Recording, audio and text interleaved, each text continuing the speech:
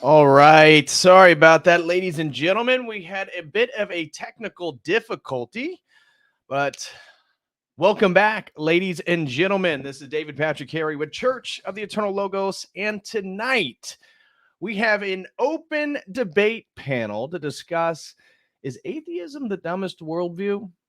Well, we're going to discuss this. And the reason that prompted me to think about this is obviously most of you guys are going to be aware of the recent debate debacle that occurred between Andrew Wilson and Matt Dillahunty, due to Andrew highlighting that within Matt Dillahunty's atheistic worldview, he has no philosophical justification for objective morals, epistemology, metaphysics, and therefore, in regards to the protections of transgender people, this plays a bit of a problem. So that blew up, as we know. But then I posted recently on my old YouTube channel a YouTube short or reel, however you want to describe them, of Neil deGrasse Tyson and him using the old atheist argument. Well, if bad things happen, how could there be a God? And the comments I received on that video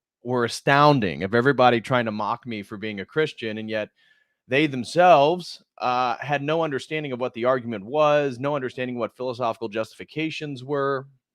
And so I was like, man, remember when I was growing up and I was sort of Methodist, conservative Methodist, knew nothing.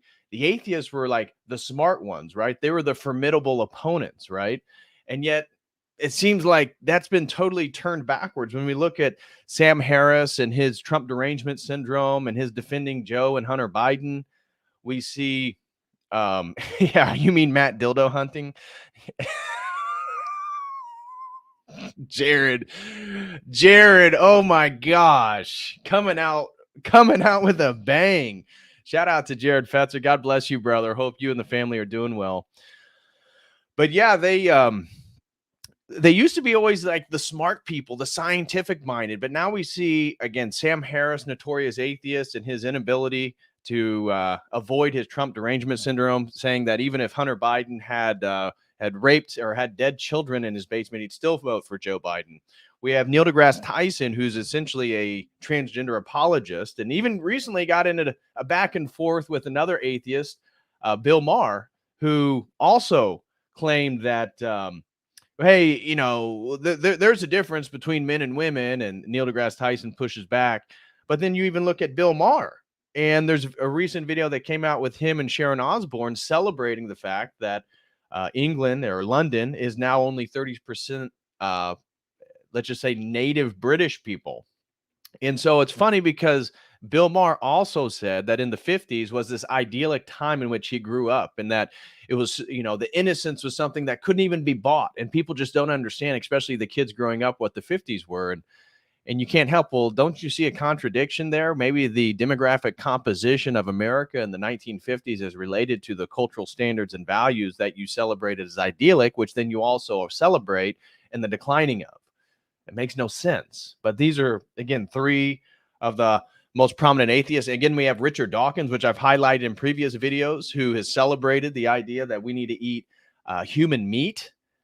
These are things that are coming out of atheists' mouths. So I wanted to point out that one of the problems and why yes, tongue-in-cheek, clickbaity, said, is this the dumbest worldview? But wanted to highlight that, one of the problems, as you guys all know watching this, is philosophical justification for anything objective. That if you are an atheist and you subscribe to the Big Bang Theory, which most of these people do, therefore, they believe that the only thing that exists is the material universe, and that is constantly changing, ebbing and flowing, evolving into new shapes, new niches, new species. And if that's the case, then there is nothing that is objectively unchanging. There is no objective truth. There's only maybe inductive measures using the scientific method or something of that nature. So when I brought this up to various atheists who, thought that they were going to dunk on me by mocking me for being a Christian, it's amazing how ignorant they are of their own worldview. So I would say, in my own opinion, atheism is more the most ignorant worldview, as opposed to the dumbest. I don't think, a lot of people, they're not exactly the dumbest, but they certainly haven't thought it all the way through. The inability to objectively justify, let alone truth. Let's talk about morality. When atheists want to talk about, oh, well, if God, why do these bad things happen? Well, how do you know they're bad? On what standard do you believe that they're bad? And almost always they're using a Christian moral standard, which then they use to then mock God, who then gave us through revelation that moral standard. So it makes no sense. It's totally contradicting. It's begging the question about what's good and what's bad. I want to show you, actually. Let me pull it up real quick. I want to show you a few of these comments that I had to deal with. But before we do that, guys, smash that like. Also, I want to let you guys know just a few quick house cleaning tips here. Or housekeeping things. For anybody who wants to support my work, you now can purchase merchandise right here on YouTube. Go over to my store and you'll be able to see new shirts and sweatshirts. I got more products, but it takes forever for Google to approve them to go through and be uploaded onto the YouTube. So if you want to support, make sure you grab a t-shirt. We got sweatshirts. It's wintertime. We got cavalry crosses. We got Nika crosses. We got church logos, emblems, all types of stuff. So go check that out. And I promise you more products will be up. And let me just bring things up. Some of you guys, I just uploaded a interview and conversation I had with Father Turbo and Jonathan Paggio. Make sure you guys check that out. That was a fantastic convo that we had. And I really appreciate Jonathan for hosting us and having me on. So thank you, Jonathan, for that. Really appreciate it. And I promise you, it's a really good one. I titled it Inescapable Beauty, Orthodox Aesthetics, and Iconography. It's a really great conversation. Make sure to check that out. But also, if you wanted to have early access to that, you could have watched this almost 2 days before it was premiered over on Jonathan and my channel today by being a website member for $5 a month right here. Just get a basic logo subscription will give you access to an entire video library. See, here it is right here. And if you go back to education, entire video library of things. And I got tons of videos over there. So that is for basically a cup of coffee. And if you want more, you can sign up for the other memberships. I'd greatly appreciate all that. Also, if anybody wants to sign up for a one-on-one session, you can do so with this link right here. Feel free to sign up for a one-on-one session. I'd greatly appreciate that. And if anybody wants to sponsor a stream, we got some great sponsored streams coming down the pipe. You can go to the store and just click on premium sponsored stream, and you can do that right there. I'd greatly appreciate that as well. And guys, as I was mentioning, you know, if you go over to YouTube, oh, this is the studio. Let me get out of that. If we go over to youtube.com and you go to Church of the Eternal Logos, you can go now to the store here and you'll find all these items. Now I have way more and they come in multiple different colors. I will, while we're live here, I'll actually bring up a few more that I can make public that aren't there yet. But make sure you check them out. We got really cool stuff, and it'd be another great way to help support the work. I'd greatly appreciate that. Okay, so make sure you smash that like. Also, if anybody's in the market and looking for some Orthodox stuff, check out orthodoxdepot.com. They have incense, they have icons, they have books, they have necklaces, and put in promo code COTEL. You can get 10% off. I'd greatly appreciate that as well. So those are a few ways that you can support the work. Okay, now let me show you a few of the comments I had to deal with over there, just so you can see what kind of prompted today's conversation. And that is, if we pull this up here, I had, again, it really lit a fire under a lot of the atheists. And I probably deleted a handful of people that were just so ignorant and kind of nasty that it's like, you just need to be blocked. I don't care to engage with you that much. But like, here's one. I have an internal moral compass that exists outside your cruel God. Okay, thanks for that. I appreciate it. But how do you know that your moral compass is objectively true? Because as I highlighted in the comment, laugh out loud, then it's subjective and not objectively true. You just owned yourself. That is the entire point, is you can't make universal moral claims as an atheist, and you just agreed yours is a relativistic subjective perspective. No, I can and just did. You do the same thing. You don't live by scripture, nor even close. Everything you do and perceive is subjective, including the way you interpret those texts. You're nothing close to holiness, even if it was real. Okay. Again, it's just a ton of this type of nonsense in the comments. But again, it made me think, what is going on with the atheist? And so I want to open this up, guys. So anybody who's open and willing, let me share this in the live chat here, guys. Come on, anybody. We got an open debate panel. If you're an atheist, please come on. Let us know why we Christians are so wrong, because you guys have all the answers, and that us believing in our sky daddies and reading our ancient man-made religious text, why we're the ignorant ones. I'd love to know. So please, atheists, please come on. We promise we'll be nice. And also for my Orthodox brothers and sisters and Christians out there, feel free to come on as well. Would greatly appreciate that. The debate panel is now wide open. But looking at some of these comments, I'll just go through until some more people join. If there is an all-powerful God who created everything, F them. Okay, very cool. Very, very insightful.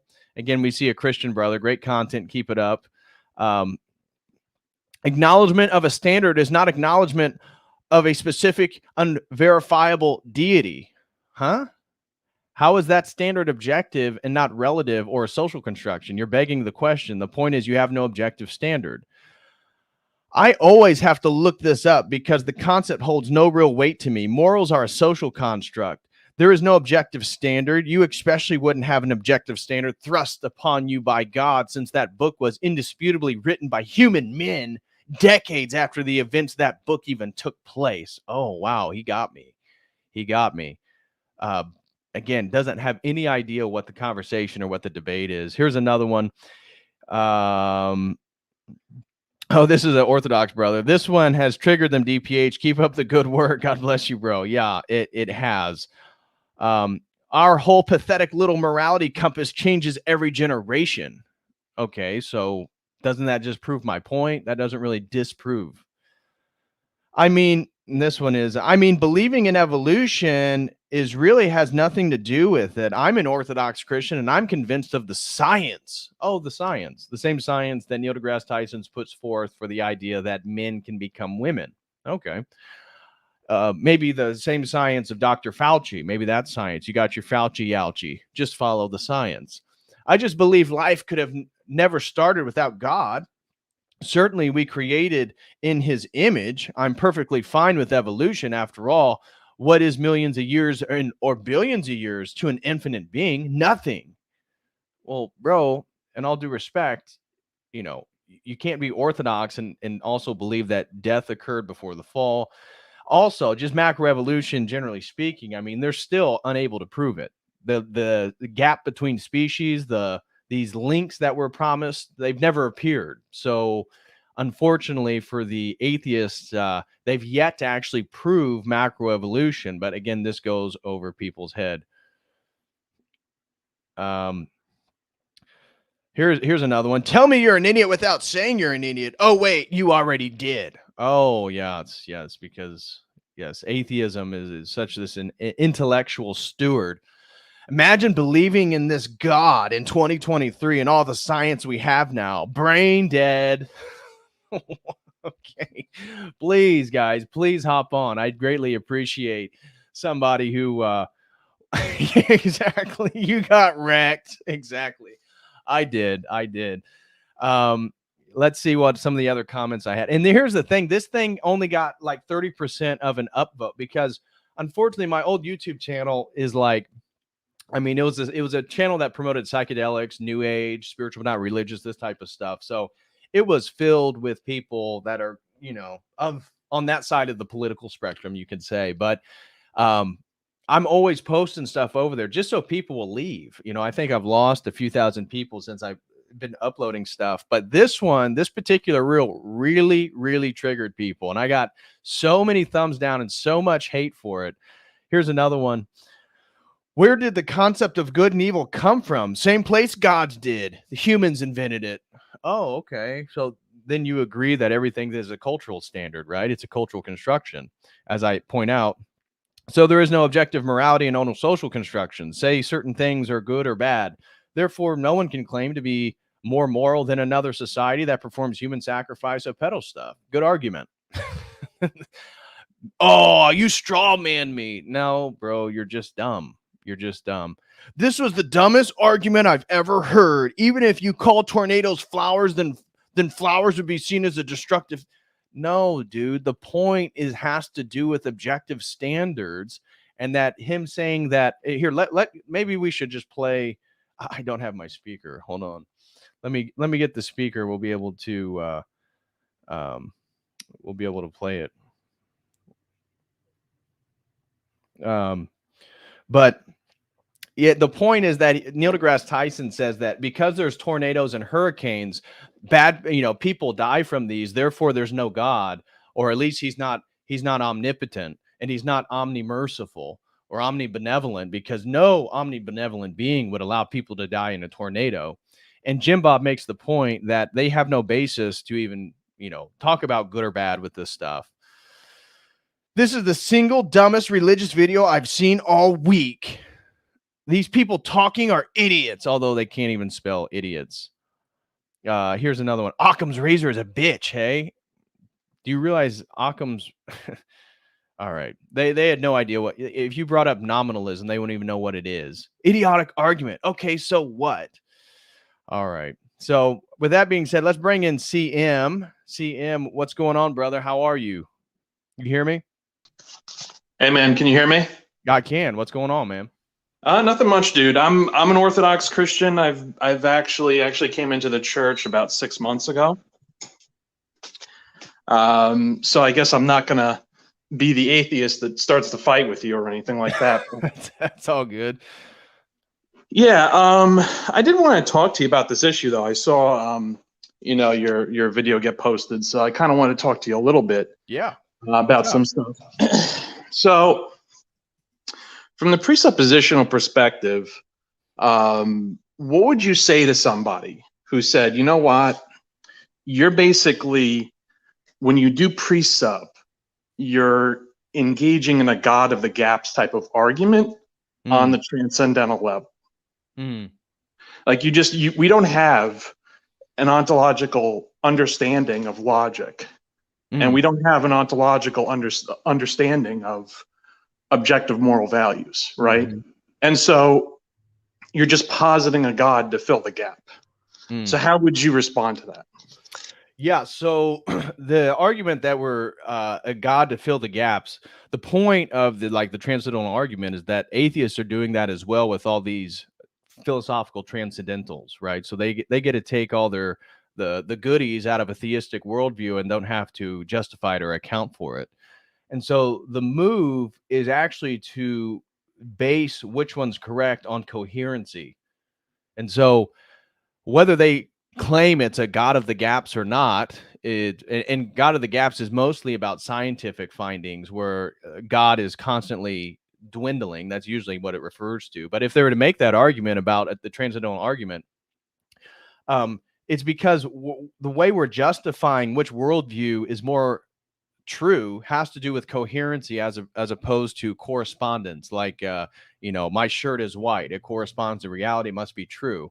It's objectively true. Well, we are looking at, again, this has to do with the breakdown, for example, of like logical positivism and it highlighting that the idea that they're going to use the scientific method, even within like semantic arguments, to come to the closest statements of truth. Well, that falls apart because did you use the scientific method to prove that you need to use the scientific method and even create, linguistic structure? No, of course not. They presupposed all this stuff.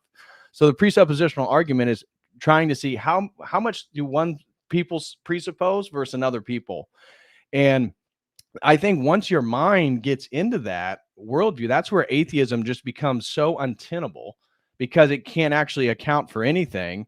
And every time somebody has a personal preference, like saying tornadoes are bad because people die, you say, well, based on what standard? And what we're highlighting is they actually have no standard to stand on. All they have is their own personal preferences. So I don't see it as a God of the gaps. What we're highlighting is if I presuppose, because we all have these presuppositions, if I presuppose God, well, I can then presuppose that God has communicated with humanity through revelation. I take that revelation and now things are consistent. I have a metaphysical basis for these philosophical transcendentals to exist. That's why even today, I was going to highlight in regards to atheism, if somebody's like a panpsychic or something like that, at least it would make more sense. You don't even have to be necessarily, a Christian or even a traditional religious orientation towards God. You could say, oh, you know what? I believe that the cosmos itself is alive and that it's like a panpsychic mind. And usually the New Age equates some sort of spiritual worldview to it. Well, at least now you can root all these things as non-changing, because if you're an atheist, how can logic be unchanging? How can 2 + 2 = 4 be unchanging? They don't have a place to put these things in. They just say they exist. And so really, they're the ones that are making, really the God of the gaps. They're the one that are making all these leaps that are unjustified. Whereas from a Christian worldview, and really any worldview that posits a objective metaphysical structure. So it's not limited to orthodoxy or Christians. Anybody who has some type of metaphysical structure at least can move on from there. Then the question is, well, which religious worldview is more coherent? And I think that's really the interesting question. And so from that point, I see atheism as the one that has no basis.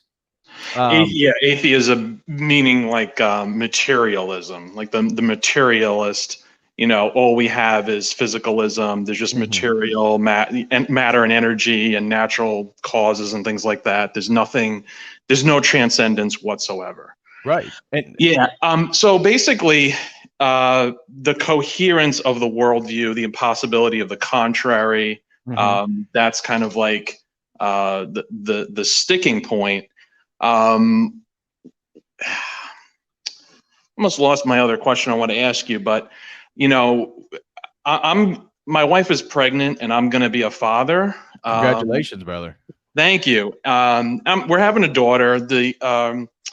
Her due date is December 18, and this may sound kind of weird, but I've actually been listening to a lot of deconstruction videos, kind of in preparation for, how do I raise a child in the faith? And how does somebody have their own authentic growth in the faith, their relationship with God, and how does someone stay in the faith for the long haul? And so I was watching some of these videos to see why people leave. And it seems over and over again that there's a lot of patterns. Like, sometimes there's stories of abuse and stuff like that, but the pattern over and over again seems to be a combination of people not understanding what faith is and the problem of evil. And the faith issue seems to be like, well, God is up there, I'm down here, and I need to figure out how to get God on my side to fix these issues in my life. And, these things happen in life and just faith just doesn't work. Right. Like faith does not work. And that came up like pretty much every video. I've watched probably a dozen of them. So, I haven't watched everything, but, out of a dozen people who've deconverted, it's always like faith doesn't work, And I think that when you're dealing with some of these atheists online, it's like they have this weird image in their head of, well, you have a sky daddy. There's a guy. We Christians believe in this bearded person that transcends the world, and we need to have faith in the bearded person. And it's just so far afield from like the actual reality. Granted, we do believe in the humanity of Christ, but it's so, remember the debate that Chase Haggard had, I think, on with the woman, she was an atheist. Yes. The most telling line in that debate that I keep going back to when I think about that is she said, you're not defending the historical Jesus. You're defending a metaphysical God. You're defending a metaphysical concept. And it was just like hilarious about how the gulf between the popular understanding of Christianity that people have in this country versus the historic understanding of what Christianity has always been. Right. It's always been concerned with metaphysics, always, and it's completely lost on people. Yeah. Well, and partly due to the fact that due to the postmodern turn, metaphysics has totally fallen out of favor.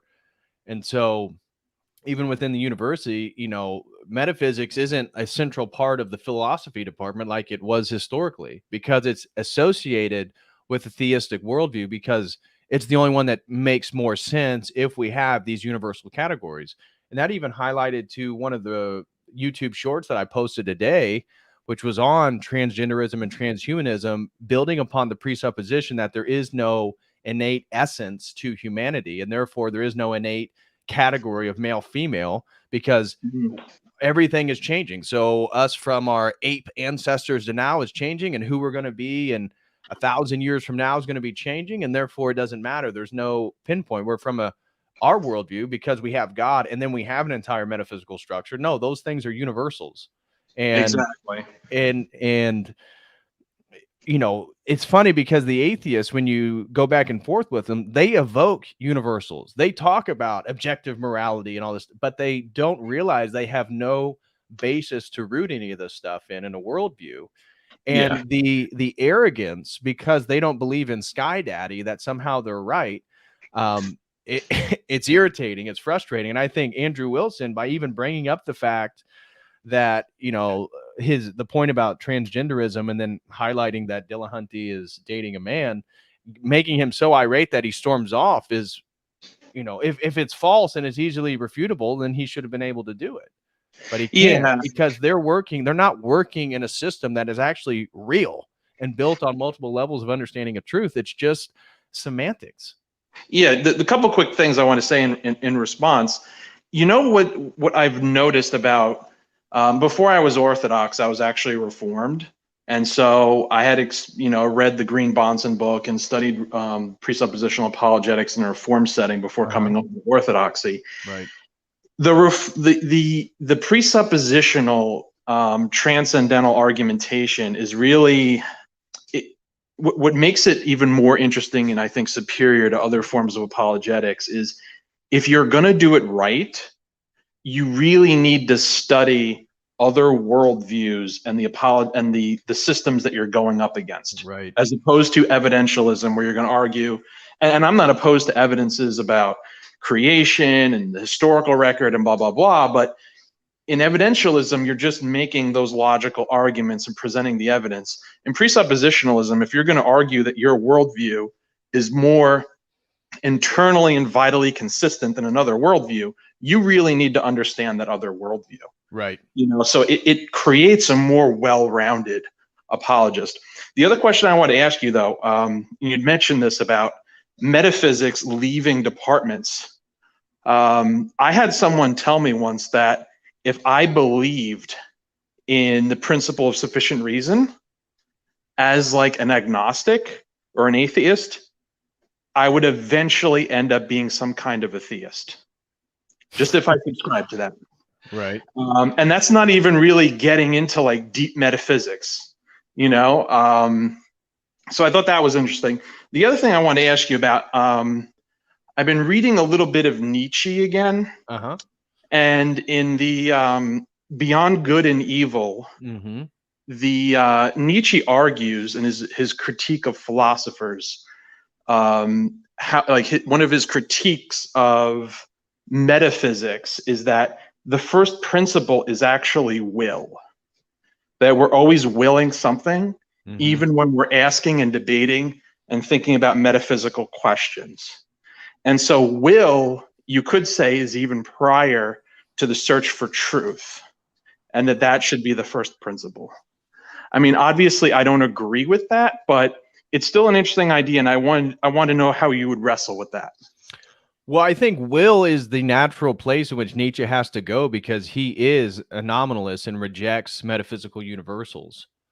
And so his whole vitalism is also, he's not exactly Darwinian. He believes that nature is like this creative explosion. And so it's exploding with creativity. And that's what then the Ubermensch in his worldview is, that you then will yourself to become something so much greater, just like the flower blossoming in the field. And this is the point, because that's the only thing that's objectively real, is the fact that if there is no universals, all you have is yourself. And then what is true about yourself? Well, you can will something, you can choose to do something. And to me, that's the natural endpoint where he can go, because what else can he point to? And so, and it makes sense that if you are an atheist, well, then, Nietzsche at least provides some framework. But the majority of modern atheists, and feel free to hop in, Chase and AC, they're evoking the same worldview. They're evoking all these presuppositions from the Christian worldview without knowing it. At least Nietzsche was consistent, even though I think it's, not something to be celebrated about in 2023. I mean, people have moved on, but will at least gives a basis for a continuing striving for meaning. Like if nihilism is a problem, as again people point to Nietzsche, the only choice in opposition to that is to like will yourself out of it into creating yourself and to be something greater than you are, or create art, this type of thing.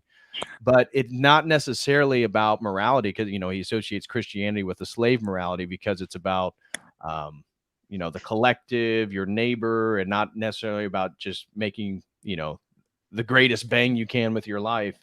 But I think the will is natural. But here's the thing, from a Christian worldview, it's the will that turns away from God. So we were still fully human in the garden, and that was before we willfully turned against God. And so I don't think that the will is actually a strong starting place from a Christian perspective.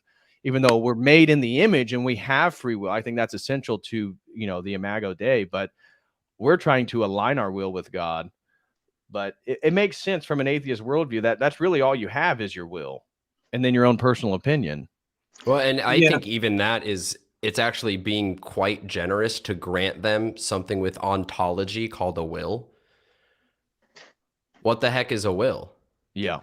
Where is that? How do you have access to this thing that has ontological status, meaning it has being, that your word points to?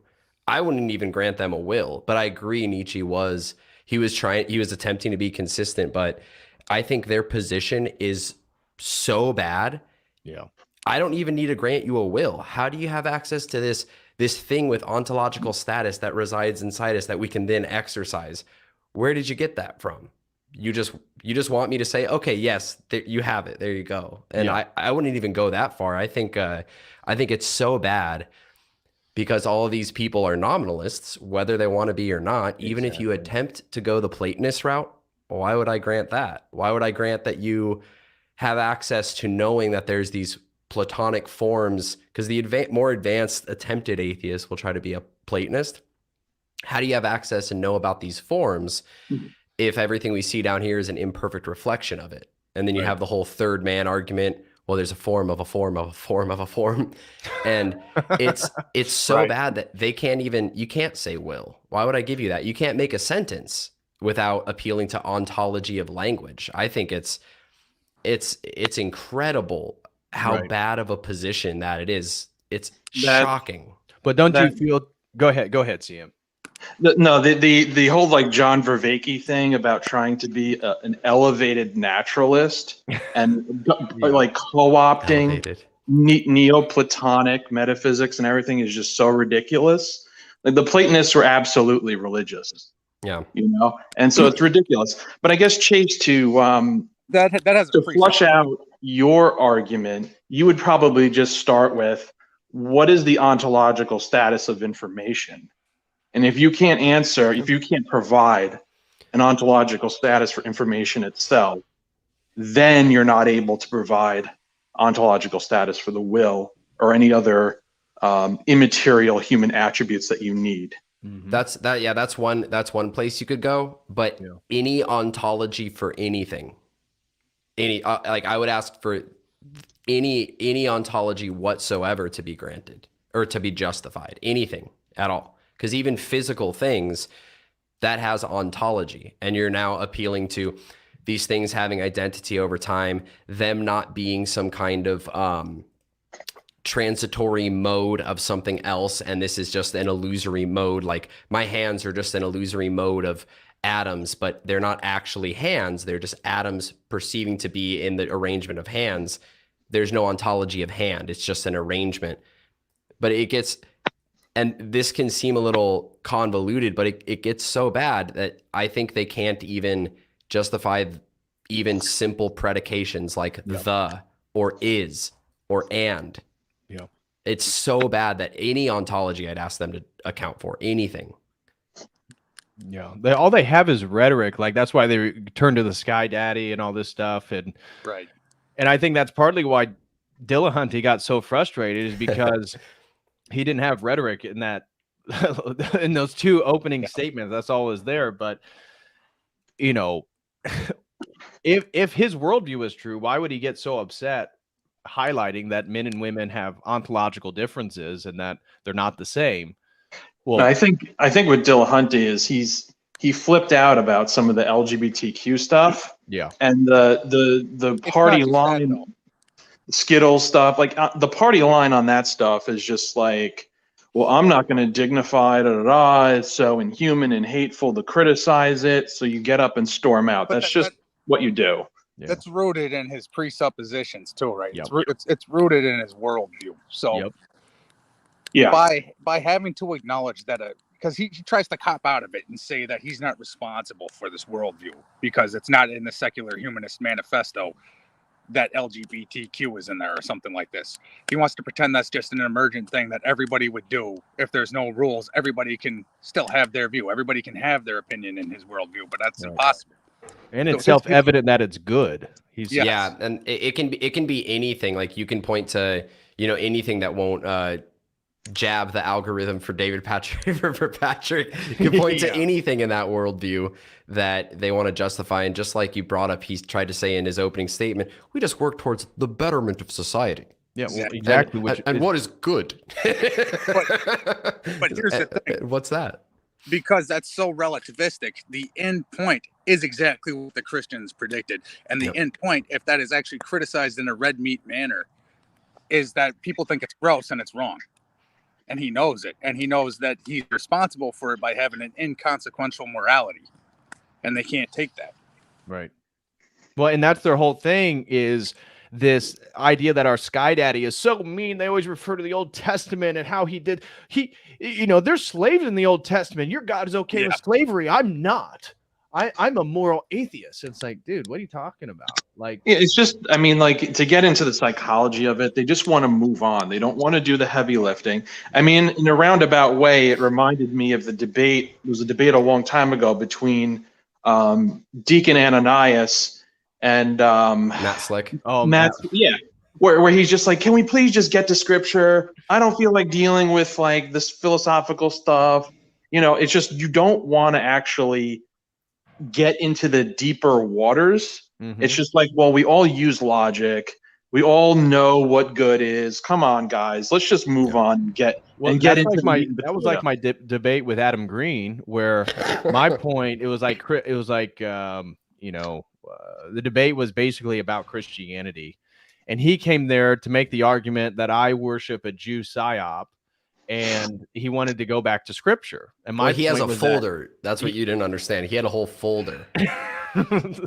and my point was, well, it doesn't matter how you interpret any piece of scripture, because that is subjective and relativistic. My point is that, at least with my worldview, there are objective standards, and he couldn't even fathom it. And I know, I won't say names, but I know people who were speaking with him afterwards because he couldn't believe the comments of how many people thought he like humiliated himself, and he couldn't understand it. And they're trying to explain, like, dude, you know, philosophy, they're like these transcendentals that are non-physical, and that you yourself believe in them, and you're calling things good.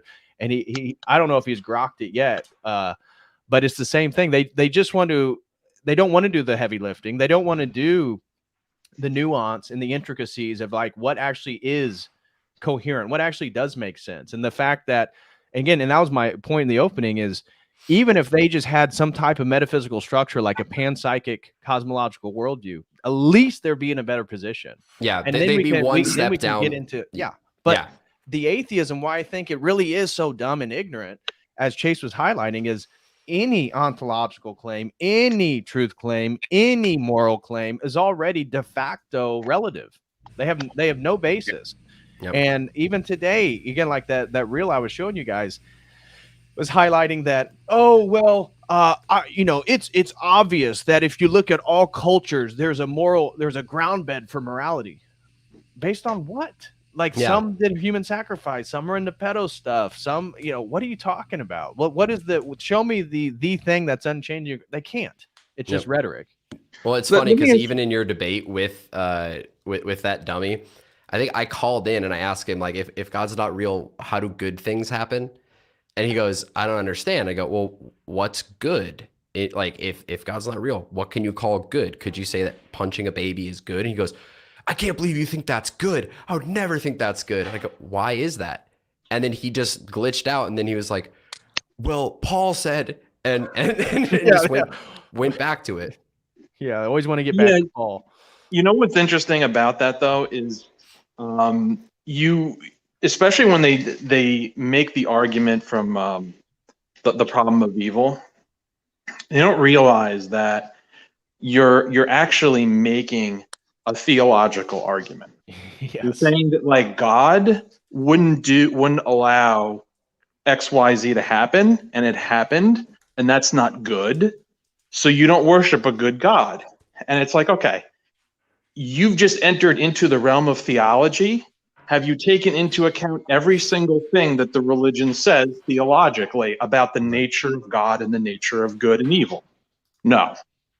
Yep. Yeah, and another point with the presuppositional transcendental approach is it makes your awareness, you can see something at a macro level, whereas the atheist, just like the Adam Green or somebody trying to quote scripture, like they're so focused on like what's in front of their face that they actually can't see a worldview. They have no idea what composes a worldview. They don't even know that they have a worldview. That's built on all these demonstrate that I have a worldview. I've had people say that to me. They go, demonstrate that I have a worldview. And I go, do you believe that you do not have a worldview? And they said, yes. And I go, that's a your worldview. Is that you don't believe that you have a worldview.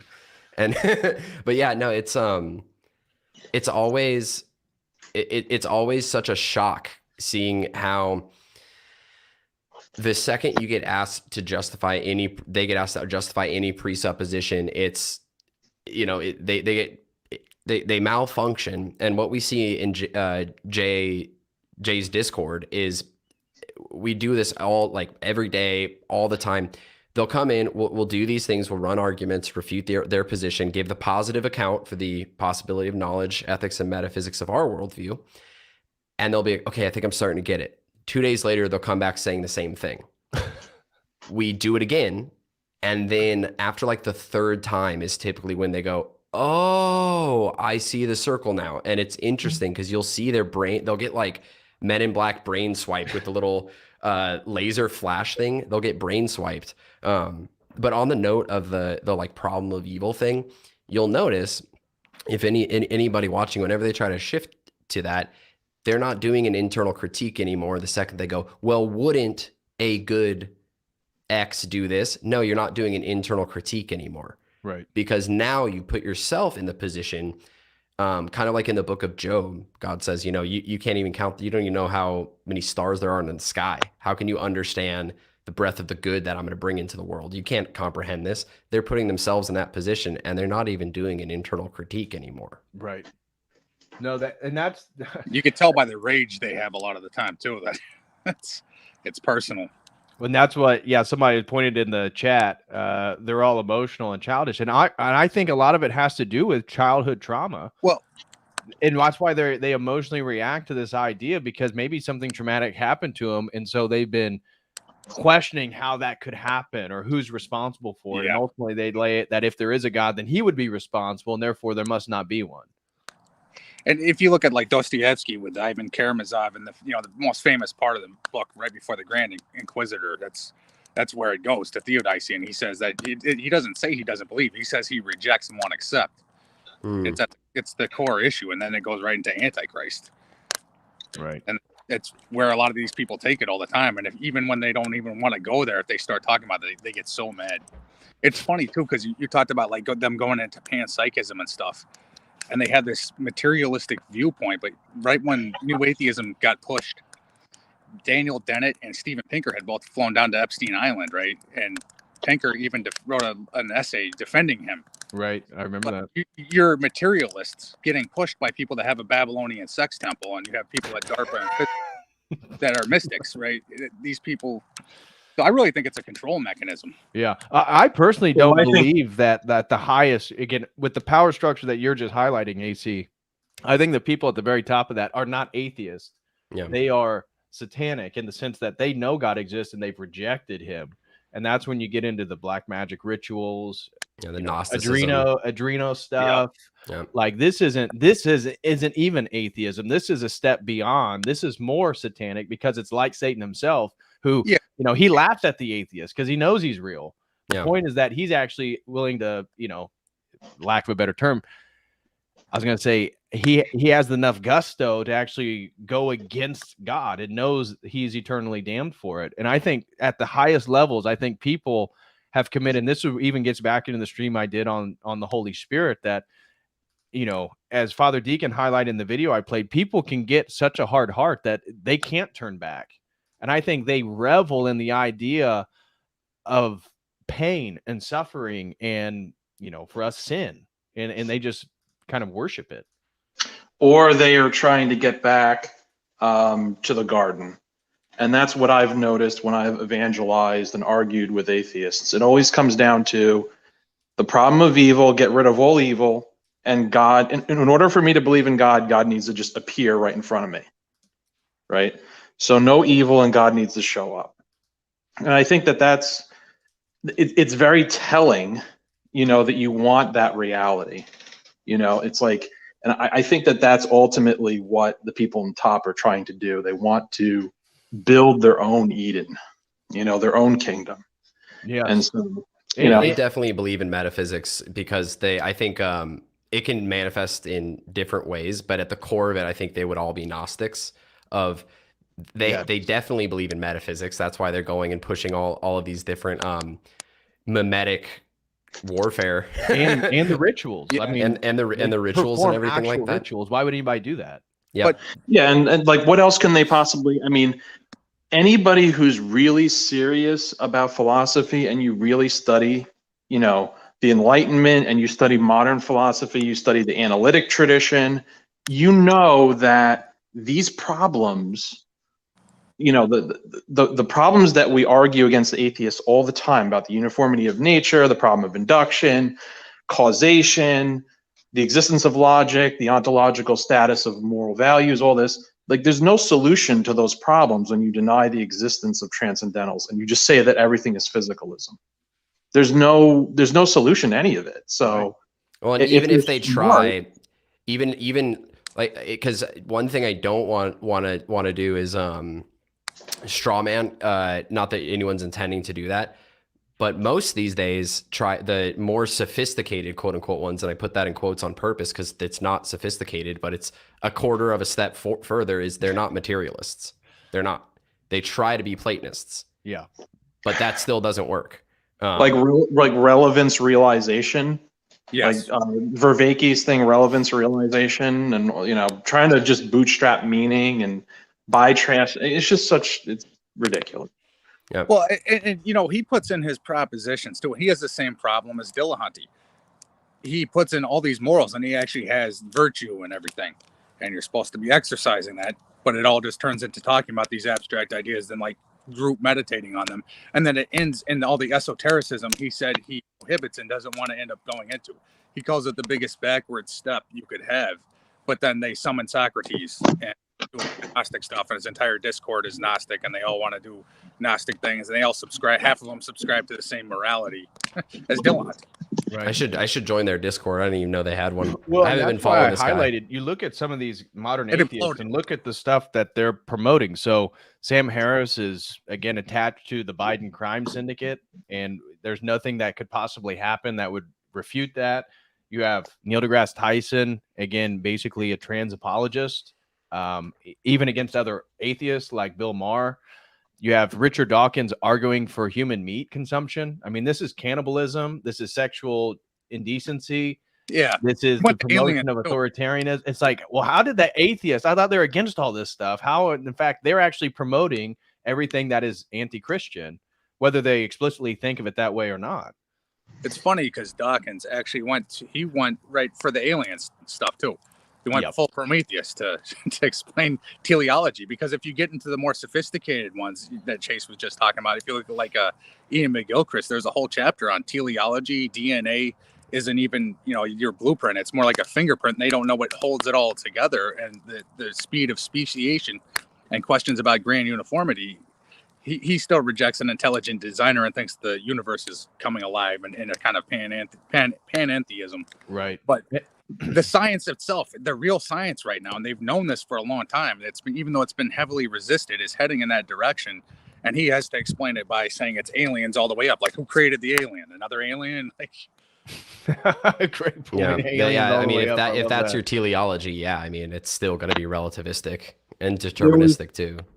There was a documentary a number of. Oh, go ahead. Oh, sure. There's a documentary a number of years back done by Ben Stein on the whole creation versus evolution debate, and he did an interview with Richard Dawkins. Mm-hmm. I'm pretty sure in that where he admits that the way you look at DNA, it almost looks like somebody copied and pasted code from one person to another. And he said that, there's nothing mystical or religious about that. There's no evidence of a creator. It's just copied and pasted code. And if you actually think that, like, you're copying and pasting code and there's no evidence that someone or person or something is behind that, I mean, I don't see how you could get past that. Well, how and are think you that you're not determining truth? interpreting. How would you be determining truth claims of this looks like copying and pasting quote unquote code? How can you determine truth claims, and how do these ideas actually exist and have ontological status in your worldview that lacks any kind of teleology or purpose whatsoever? And then Well, I mean, they can't ever get to that. They can't understand it. well, I mean, Yeah, Richard Dawkins and the people in Oxford don't think that far about I know, philosophy. but that's why we use these arguments. That's why you But don't grant them anything. Right. there are ones that are thinking that far and they know it. They're playing to an audience that doesn't understand this stuff at all. And it wears like a science is real t-shirt and has no idea about what's going on in philosophy of science, or the people you would call the more sophisticated ones that we still don't agree with. But the new atheist movement isn't even anywhere near their level. They're 30 years behind those people.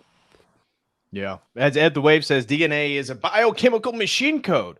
Okay, so how are you going to have code without a programmer? Well, it's the aliens. And it falls back to the same arguments as AC was highlighting that they lay out for God. Well, then who created God? If that's Well, he's uncreated.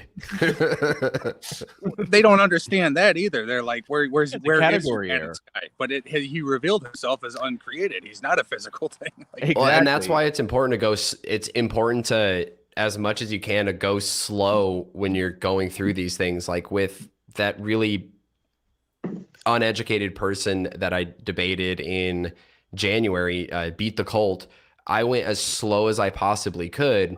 Because if you just front load too much information, first off, it's not helpful for anyone possibly listening, but it's good to just pin them, like choose one attack point of one of the assumptions and then don't back down from it and just walk them through it. Because it is a different way of thinking. Like Father Ananias says, he goes, it's true. You're thinking in a meta level. It's a higher order of thinking, not that it's superior, but you're thinking of what is above and underlies other things. And people aren't used to thinking that way. They're used to just going, well, I have my keys right here and I put them in the car and it turns on. What more do I need to know?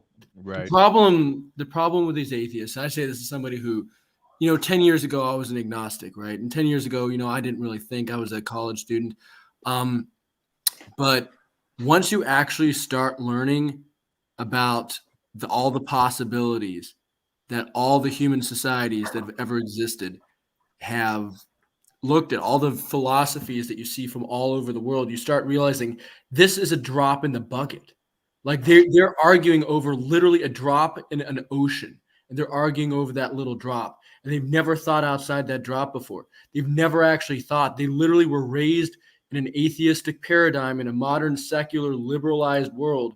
And they've never thought that perhaps they've been lied to. They've never thought that perhaps, modern Western society and what modern Western society believes and holds as moral is just arbitrary. And it's so hard to get them out of that box where they instantly think like, because I have these arguments where they have this stupid little atheist morality that's based on emotions and based on like things that today, currently in our culture, the zeitgeist is to say that this is right and this is wrong. And they can't think outside that. And they start pathologizing the people that are able to think outside that box. They start saying, well, hang on. Are you saying that like Skittles people are, how dare you? Like, it's literally just turned into emotionalism because they've never thought. They've never had an original thought in their lives. And I'm sorry to say this, but most atheists, I think, they're less willing and less able to think than almost any other group of people on earth. So to answer the question of the open panel, is atheism the dumbest worldview? Absolutely. I've never encountered anybody that's just unwilling to think outside the box as the average atheist, is completely emotional, and their entire reason for rejecting God is the average atheist. Yeah. Father Deacon, what are your thoughts? You had a great comment earlier about the prerequisition for knowledge itself. Any thoughts on everything that's been said, or your comment earlier, or the general topic, is atheism the dumbest worldview? Yeah, I'll address this issue, and then we can talk about why Orthodox version of tag is not a God of the gaps. Today we had a philosophy department meeting with the philosophy majors, and we're discussing something really interesting, the benefits of studying philosophy. So a lot of students coming into college just think philosophy is just a bunch of people talking. And we're such a pragmatic society. So people aren't going to sign up for philosophy courses or become philosophy majors unless they see some value in it. And unfortunately, the value society pushes today is this kind of pragmatism. And so as we were talking, the professors were talking with the philosophy majors, and I was saying, you know, there's a real benefit to if these people study philosophy. Now, we do know there's a distinction between the will and the intellect. And if I would say Orthodox have a virtue epistemology. So your will and the vices can actually affect, and you could study all the philosophy you want and it won't help. So that can be an impediment. I'm just saying that as kind of a caveat. But there is value in studying philosophy and these different thinkers so that you learn how to critically think. As Chase and our other friend had pointed out too, and Wittgenstein said this too. Wittgenstein said the problem with people is they don't put the question mark down far enough. So it's what Socrates calls the examined life, right? And I think philosophy is a therapia that training somebody, and again, you can always be you can have problems of the will that will prevent that. But ideally, the therapia is training you to, as Chase said, meta thinking, right? So we all hold these positions to be true. Very few people live the examined life and ask, why is it that I believe this to be true? Nobody ever asks that question. And the joke that I always use is we all believe washing our hands after using the bathroom is good and that you should. But maybe we just stop there because everybody agrees. And you ask me, well, Deacon, why do you wash your hands? Why do you believe that that's something that's true that you should do? And I say, because it helps my Bitcoin investments, you see. Now I have an underlying presupposition that is informing a true belief, but it's not a good justification. And what do you see with society and most people? They stay at the surface. They don't examine it. And of course, there's a presupposition behind the belief that's offering itself as a justification for the other belief. And so what we should be doing is training, and philosophy is great at this, to really dive in deep. Why is this an answer for that? Why is that a justification for this thing? And if we get people to believe this, I brought up, I'd like to actually collect some testimonies from students, because it was interesting. We have several double majors, biochem majors that are philosophy majors. I'm like, that's fantastic, because typically what do you see in the STEM, right? And I made a joke. I said we should have stickers we put up on the philosophy department. Philosophy woke me up from my dogmatic scientific slumber, which is a reference and hat to Kant. But I said we would have better scientists who majored in philosophy, because what we don't want in science is an echo chamber, right? Science just becomes a training program. Right. I'm training you to say these things and do these things. But that's not where science flourishes. Science flourishes in critical thinking and testing, right? Well, where do you learn that? You learn that in philosophy, right? Right. Why is this true? Why should we believe this? Also, well, science is inherently philosophical, right, Father Ananias? Science is inherently, on the face of it, philosophical. What do you first do? You observe something. Well, what's going to color? Isn't your beliefs going to color what you're observing? And you make a hypothesis. And notice with all these atheists, and I brought this up in the meeting, the philosophy meeting today, typically what you see among scientists is a disdain, currently, a disdain for philosophers. Why? Oh, those are the people that tell you you're incorrect or call you out. Of course, you're not going to like them. And you've never had any experience or training in philosophy. And so I think that needs to change, because what do you get? You get this new breed of scientists and atheists, right? Yep. And I've identified that, as you all know, is scientism. Yeah, Neil Scientism deGrasse Tyson, right? The prime is example. defined is either that science is the only methodology to knowledge, or the highest form, and it takes on a religious quality. Now, if any of these people just took a philosophy of science 101, they'd realize, I can't even get to any knowledge claims from science, that science is establishing any knowledge whatsoever. And that's humbling, right? But I think all of you are correct. We need to teach people at the meta level, to push the question mark down far enough, which leads me to my next point. The question going down far enough is, I'm making all these knowledge claims, right? The atheists on here, all these people are making veridical and epistemic claims and moral claims. Yep. Constantly. And then in a neo-Gnostic system, they build their systems so you can't ask the question, why is that knowledge and how is that knowledge? What is Hegel builds a Gnostic system, right? Yep. If I build it, it's true. And if the facts contradict my system, the facts be damned, right? Right.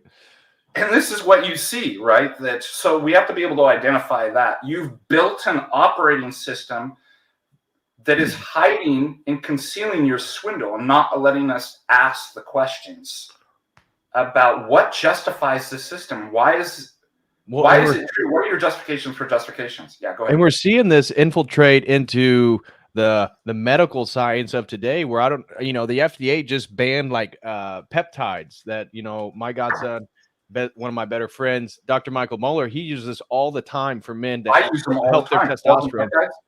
Yeah, they're banning all these peptides that doctors are using to prescribe to men to boost their testosterone without getting on TRT or anything like that. The FDA is now banning those, and yet fentanyl has been considered. The FDA just approved fentanyl. And by the way, the FDA, it's not me; it's the other FDA. Yeah, good point. Give hormones. Good point. But it shows you, when we look at the Fauci ouchies, when we look at what's happened since 2020. This is not based on science, because when you bring it up to somebody like the Sam Harris, right? He's so upset with Brett Weinstein because him and his wife Heather have really, even though they're atheists, really hammered on this medical establishment that is at hand has banned people like Dr. Robert Malone, Peter McCullough. And so they're having those people on to talk about the science, skepticism, questioning, and yet we're seeing this weird atheism or secularism of today where you don't question the system that grants you all these presuppositions that you're the right and moral person. You never did within atheism. I mean, what has happened whenever atheism's gotten into control? You look at communism, you look at like all the atheist regimes in history, they've been horrifically authoritarian, they've been incredibly violent, they've been far worse than any other religion. People did a count and they found that it took all the other world religions combined about 2,000 years to match the death count that atheism reached in 100 years.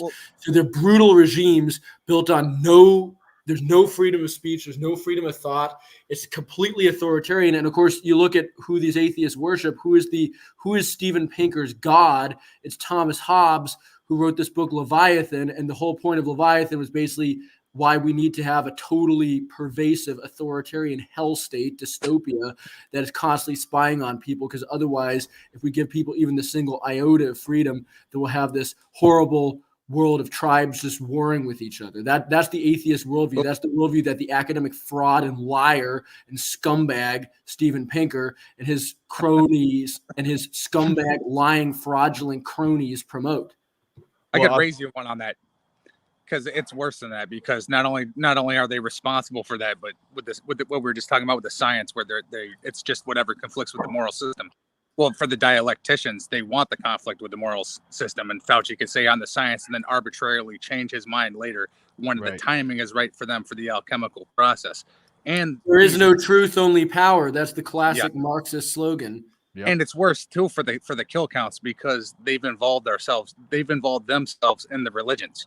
They've gotten involved in the Muslim religions. They've gotten involved in the Zionism. They've gotten involved in the churches they've infiltrated. So there's a like a symbiotic relationship between the religious violence and the atheist violence now. So I've got a great quote for you speaking on this. It's in one of my papers. I'm not quoting myself.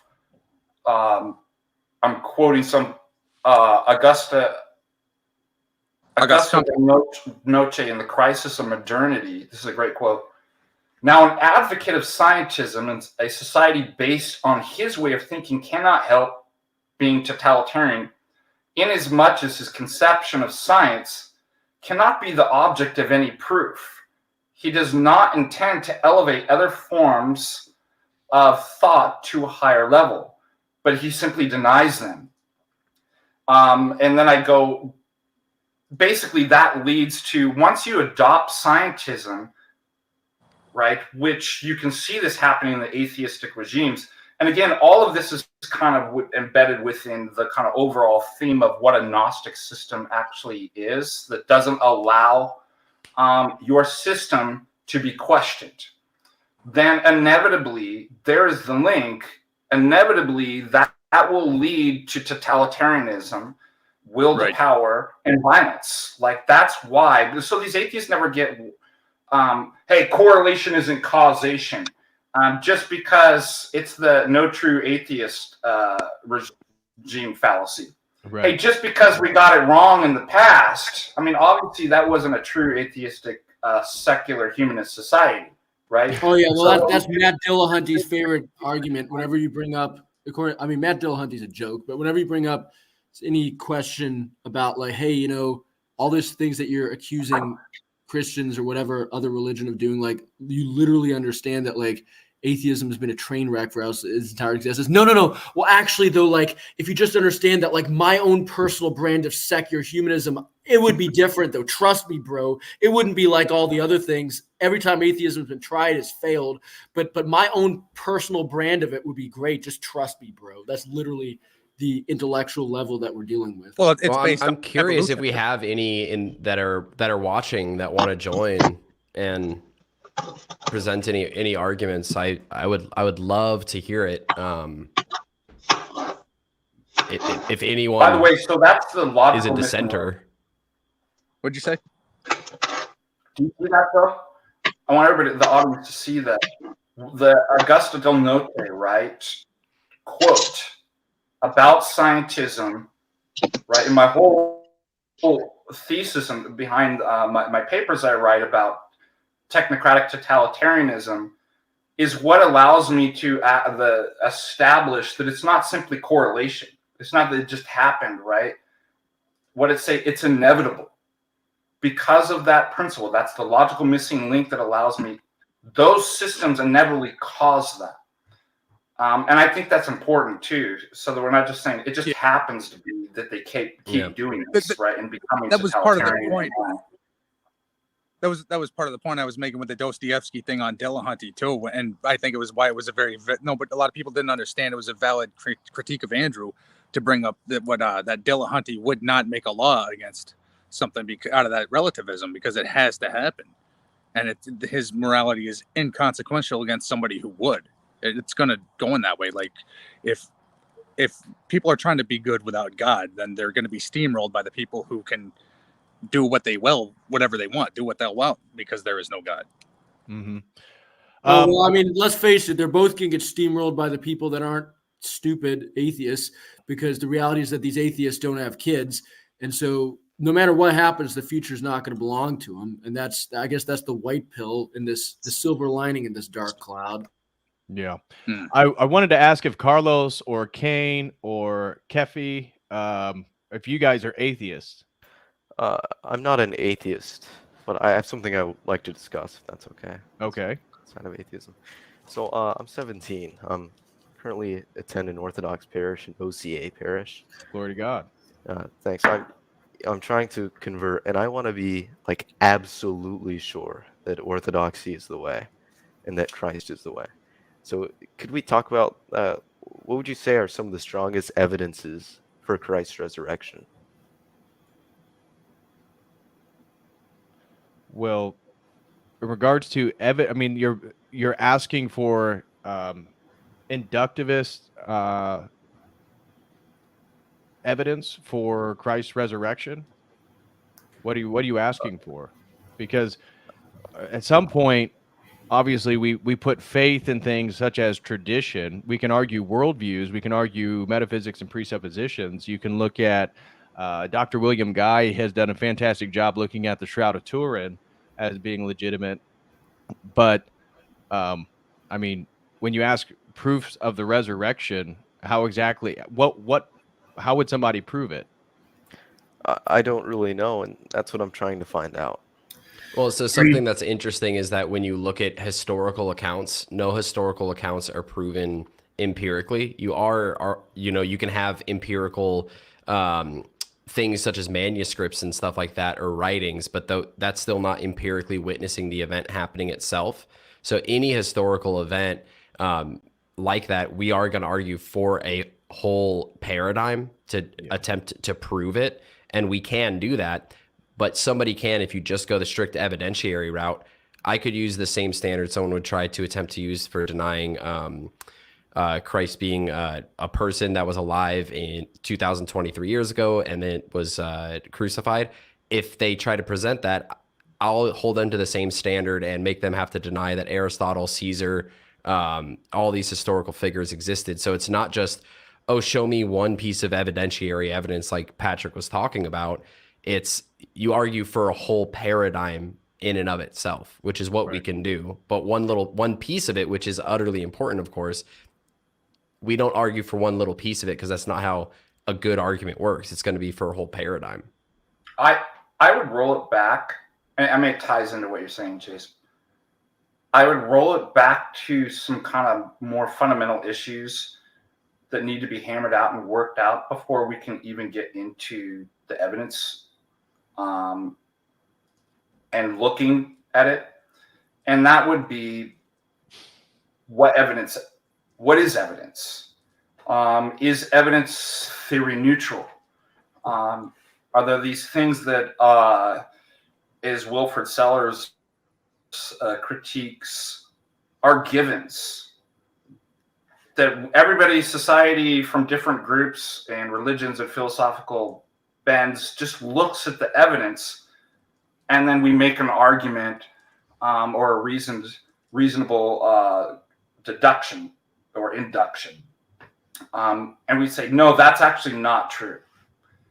Evidence, facts, even sense perception, and these various things are not theory neutral. They don't stand independent of. So we need to hammer those kind of epistemic questions out first. Then we need to roll it back into, okay, well, what system gives a coherent and a proper justificatory account of what constitutes is evidence? In other words, rolling it back to what possible kind of system could ever give a criteria for justification criteria when it comes into epistemology.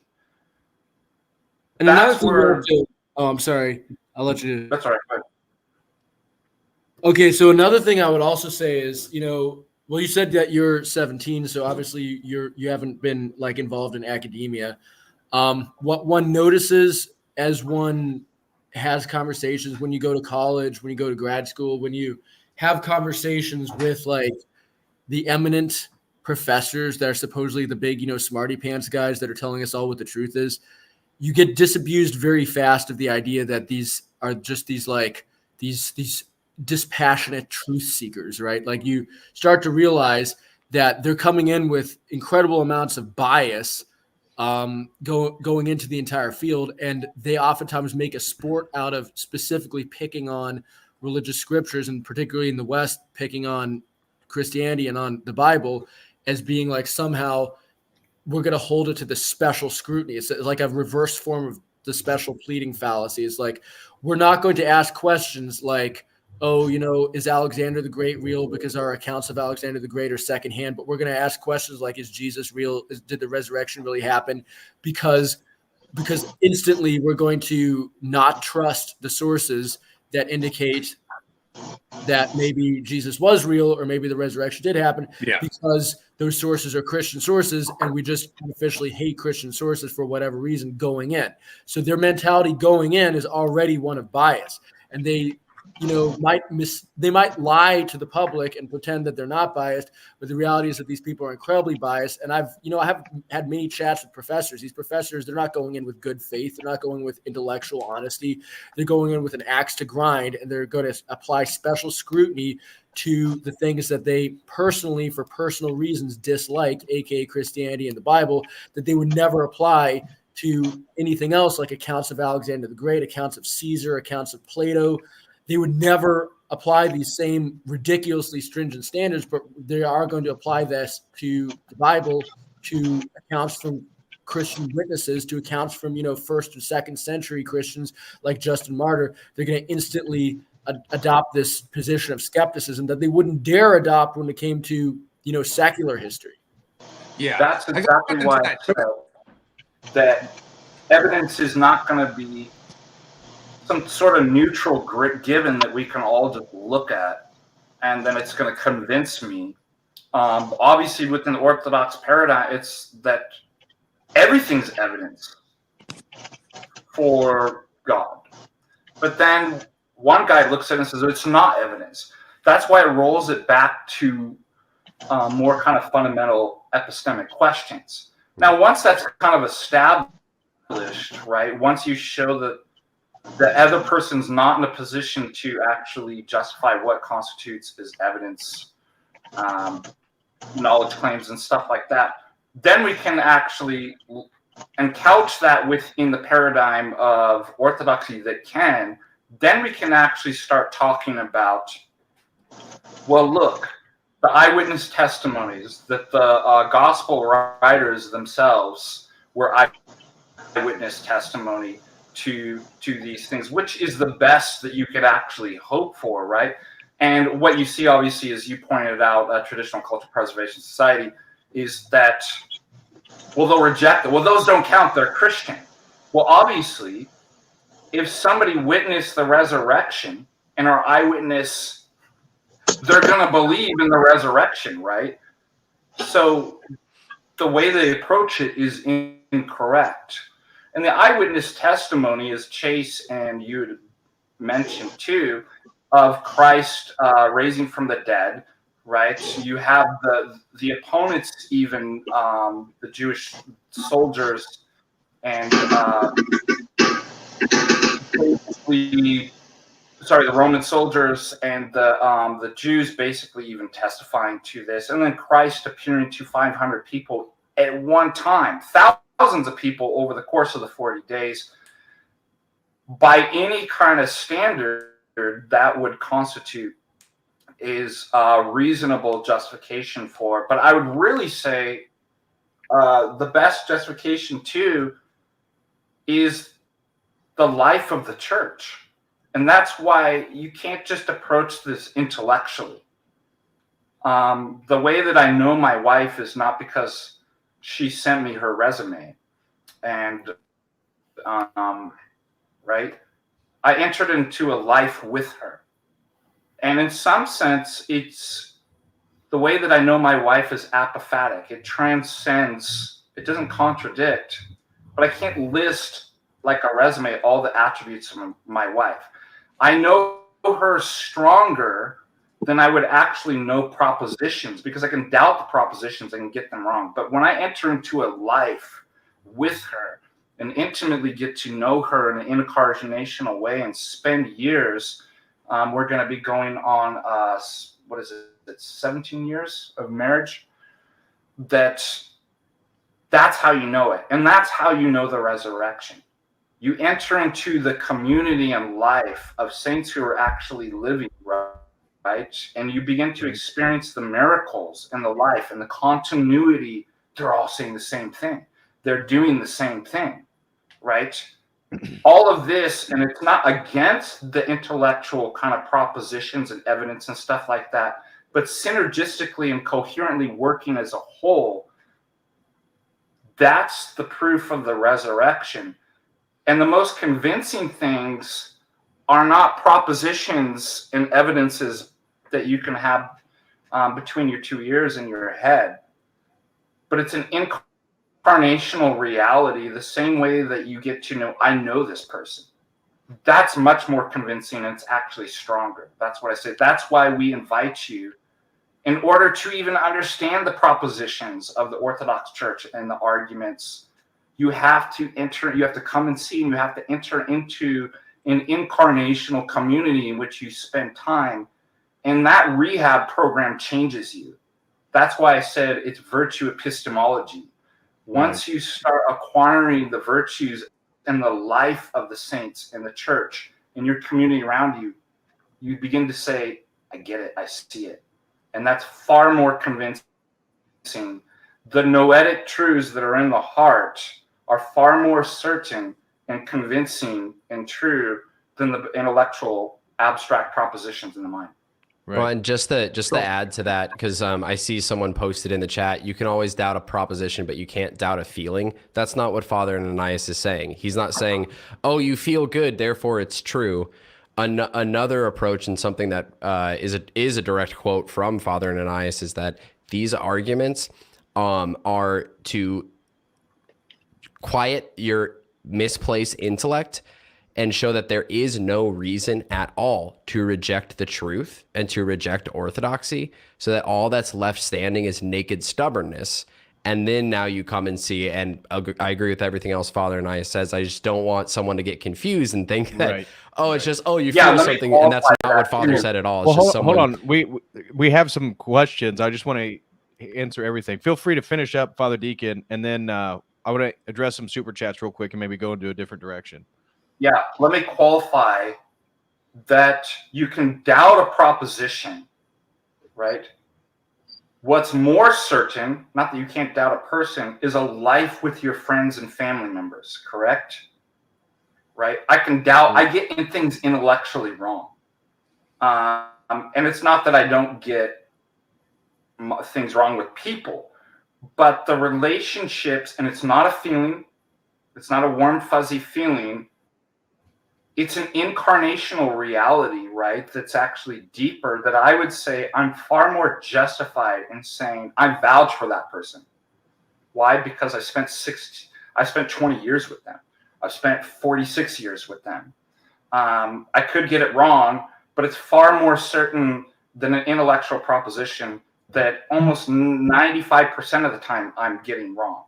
And so therefore, that is the prescribed mode of inquiry and epistemology and orthodoxy, is that if you really want to know, you need to enter into the kind of personal relation. How do I know that Christ rose from the dead? Because he's real and alive, and I meet him every liturgy, right? Incarnationally. I spend time with the saints. So I'm making an argument from an analogy that everybody agrees with, that I know a person that I put time and invested in and lived a life with better than I know my own abstract propositions. And if that's true, I'd be like, congratulations. That's exactly what orthodoxy is prescribing. Come and see and build a relation with the community and the saints in Christ, and then you begin to know. Not to the exclusion of propositions, but it's the first things first. It's that sort of thing that enlightens and illumines the mind so you can see things correctly. It's like, I get it. Now the propositions and the arguments actually make sense. So it's just a first things first mentality. And I would say it's intuitive too, because we live that way, whether you're a secularist and atheist, anyways, in terms of incarnational realities and persons, anyways, that we put more certitude in that than we do our own abstract thoughts. That's all. And like Jay said, that's not feelings. It's not because I feel. Right. Okay. So I want to answer a few super chats. Over on Dono chat, we had one come in by Keenan Beach. Shout out to Keenan. Throws in $10. Says, let's get these super chats going. Agreed. Thank you so much, Keenan. And he even followed up with a few over here on YouTube. First one on YouTube was Matt. Throws in $2.99. Says, God bless. Thank you very much, Matt. And welcome, Based Albanian. He throws in $5 and says, if God real, why you have funny mustache? And that's when he was talking to Chase when Chase hopped on. That's good. That's a good point. I'll defer to Father Ananias on that one. But thank you very much, Based Albanian. And then our brother Keenan throws in 199, says, let's get the super chat chain going, B words. And then welcome to the COTEL crew, first person Q gifted a membership. I didn't see who got it, but God bless you guys. And also welcome Blue Skittle. He also joined today. And then Keenan followed up. Again, I appreciate it, Keenan. Thank you so much, bro. He says, I'm not going to say this again. Super chat train. And that was followed up by Zen Shapiro for $5 saying Chase Haggard owes my daughter money. You want to tell us a little bit about that situation, Chase? Yeah, Zen has an infant Is daughter. your advisor a counselor if they don't? I'm not gonna just run from it. Zen has an infant daughter. She advised me on some investments, and then I ended up having to borrow money. Technically, I kind of owe her money too, but I don't really want to get into it. Yeah, we can just move on to the next. Yeah, fair enough. Fair enough. Well, it turns out, according to Fresh Pelimni, he throws in 8, and he says Zen Shapiro's daughter owes him money. So Zen Shapiro's daughter is out here making deals left and right. She's a firm businesswoman. It sounds like it. Oh, it sounds like it. Infinite regress of a debt chain in which there's no first owner. Sounds like our monetary system. Zen Shapiro throws in another $2, says Chase's mom picks out his clothes. Yes, and true. You got a problem, Zen? Yep. I appreciate you, Zen. God bless you, bro. And then first person Q follows on the train and throws in $2, says choo choo. And then over on you guys like that? Over on StreamYard. We got another one actually. Bedward Ernez throws in 2 and says, good work. Well, thank you very much, Bedward Ernez, for that. Over on Streamlabs, rather, we had a question come in. Who is this by? Peter Rosequist, or something of that nature. And he throws in for $1. He says, how do you resolve the Euthyphro dilemma? Does God create morality without a basis, or does God merely affirm morality, in which case an atheist could still follow what's good without God?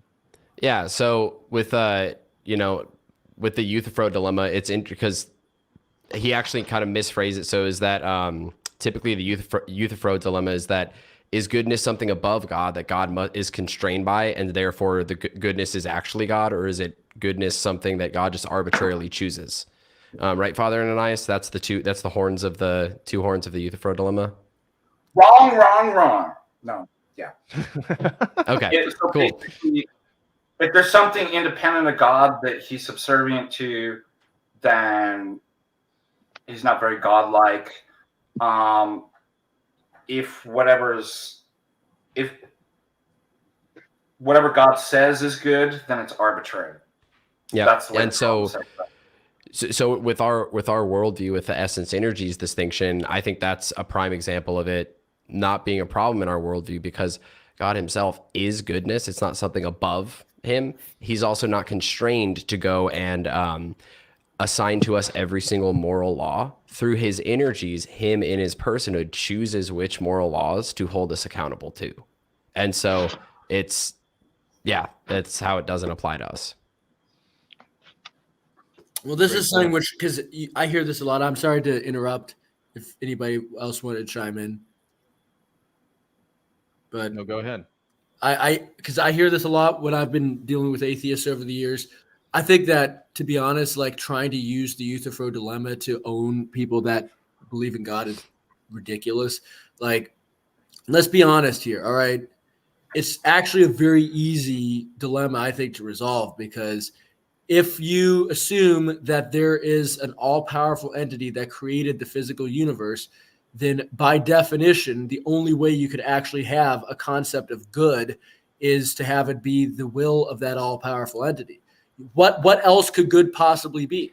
Within Well, our part of the universe, horn of what the else could dilemma, possibly part be? of the horn, real quick, part of the horn of the dilemma that that is uniquely solved by our worldview of orthodoxy is that it's not something arbitrary. That's just murder could instantly become good, or child sacrifice could become good because he just decreed it. That's actually one of the horns of the dilemma, that if it's just arbitrary, there's no actual basis ontologically that this good goes back to. It's just something arbitrary, like an arbitrary rule in football being changed. Yep.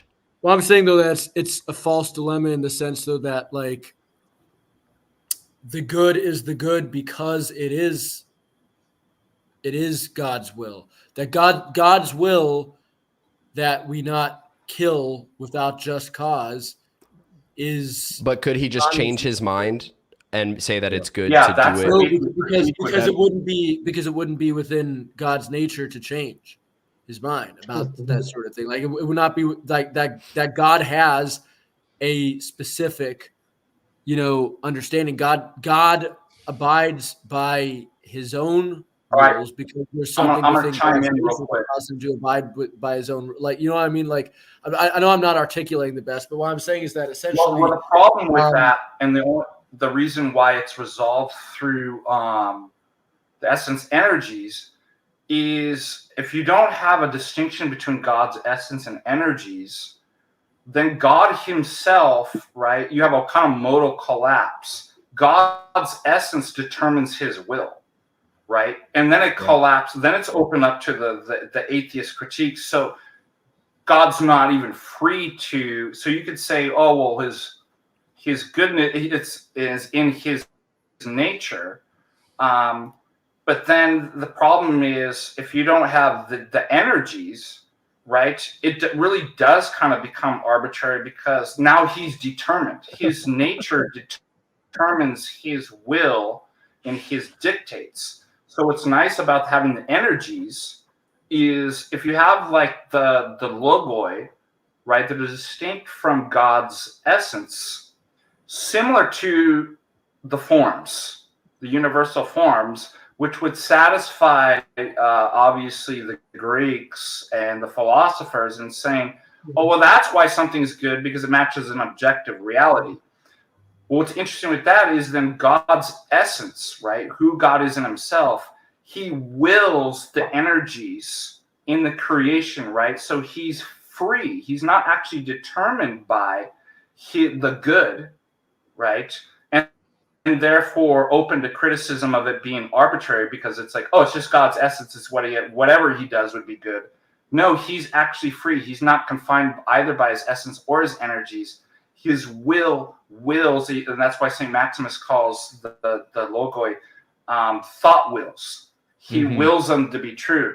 So I think that's what puts orthodoxy in a unique position to get out of the Euthyphro dilemma, whereas in kind of classical theism and Western thought, you have these kind of modal collapse that I really think that in the end would open you up to a valid criticism of the Euthyphro dilemma from atheists. And I got to head out, but thanks for having me on. I'm going to pop on my headphones and listen. Hope you guys have a good one. Thanks for joining, brother. Good to see you. Absolutely. Son of Mosiologist, welcome. Hi. Are you an atheist? No. Can you hear me? We can hear you. Oh, no, I'm a Christian. I was born a Christian. Okay. I'm a Calvinist, if you're inquiring. All right. So Yeah. what brings you in regards to the topic today?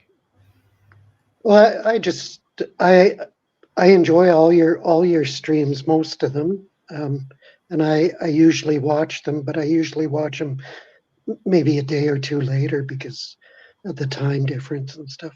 Uh-huh. Well, thank you for that. I appreciate you watching them. We're hoping go ahead. I'm a longtime friend of Jay Dyer's, so Oh, okay. I knew Jay Dyer 10, 15 years ago, and so that's how I got onto your stream. Gotcha. Well, I appreciate that. Well, thanks for joining. We're looking for some atheists. If anybody's an atheist, please join. Again, link is posted in the live chat as well as in the video description.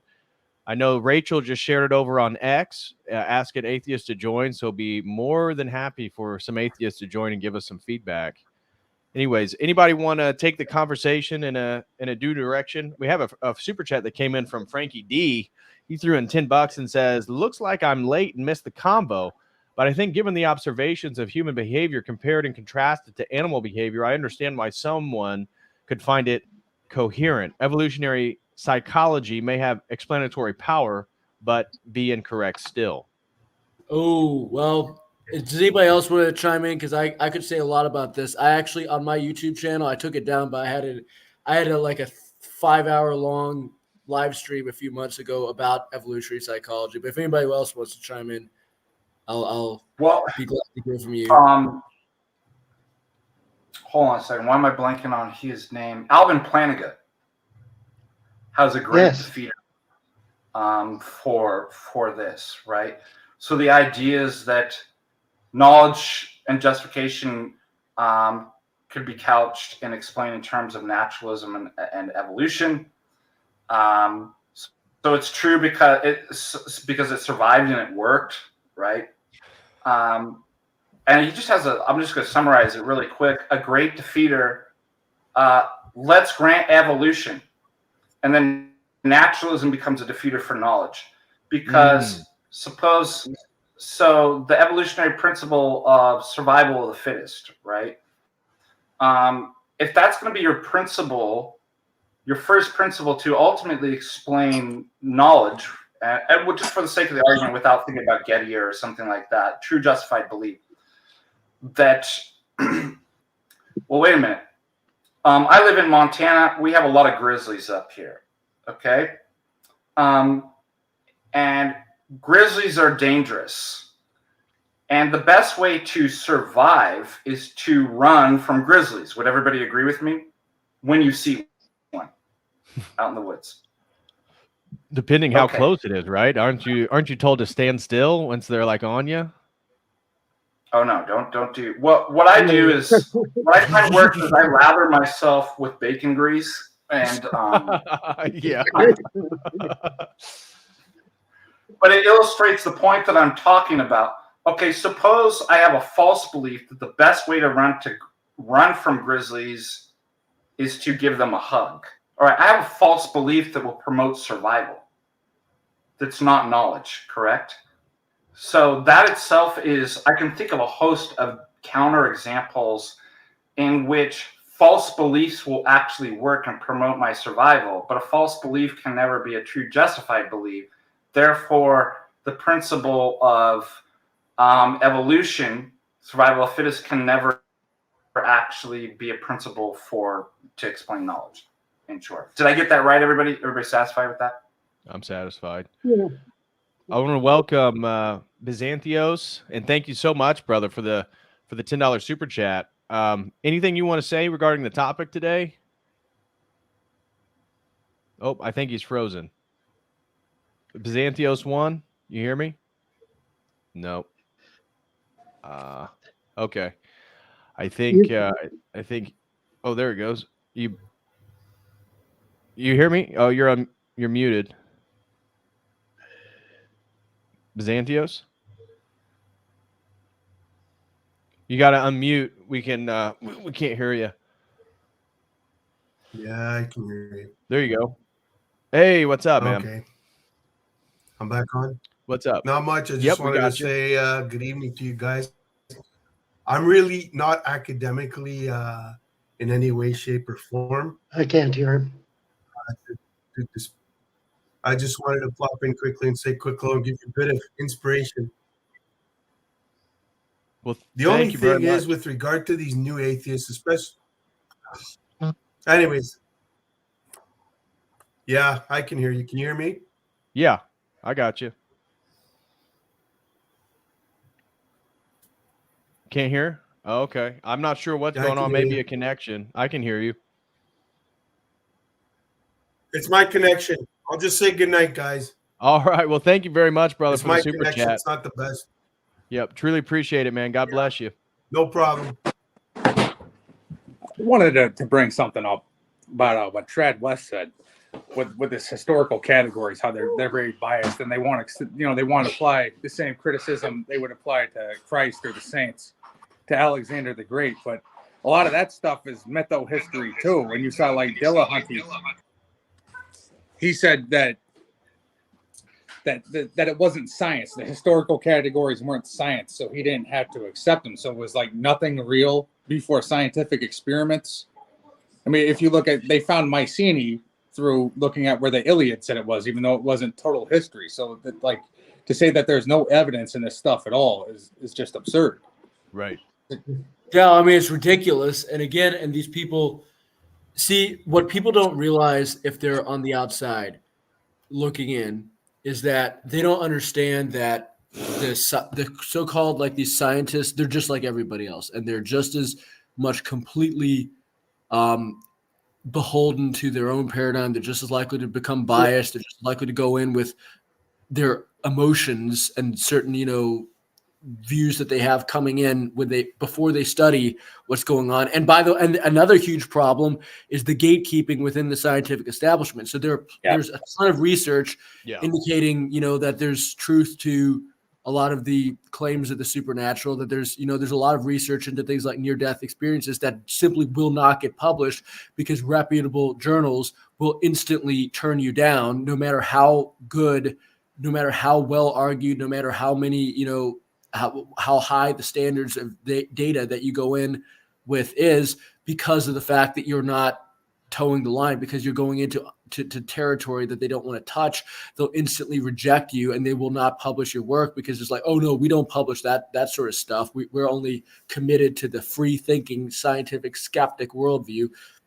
And it ends up not being skeptical at all, because what it ends up doing is it ends up, basically just proving one side by refusing to hear the other side, by refusing to give the other side any slice of the pie at all. And meanwhile, turning a blind eye to all the fraud and all the deception and all the, garbage, all the trash that's coming out of the secular institutions, to the point where, you get actual scientists themselves, like the head editor of the Lancet, talking about how most published peer-reviewed research findings are crap.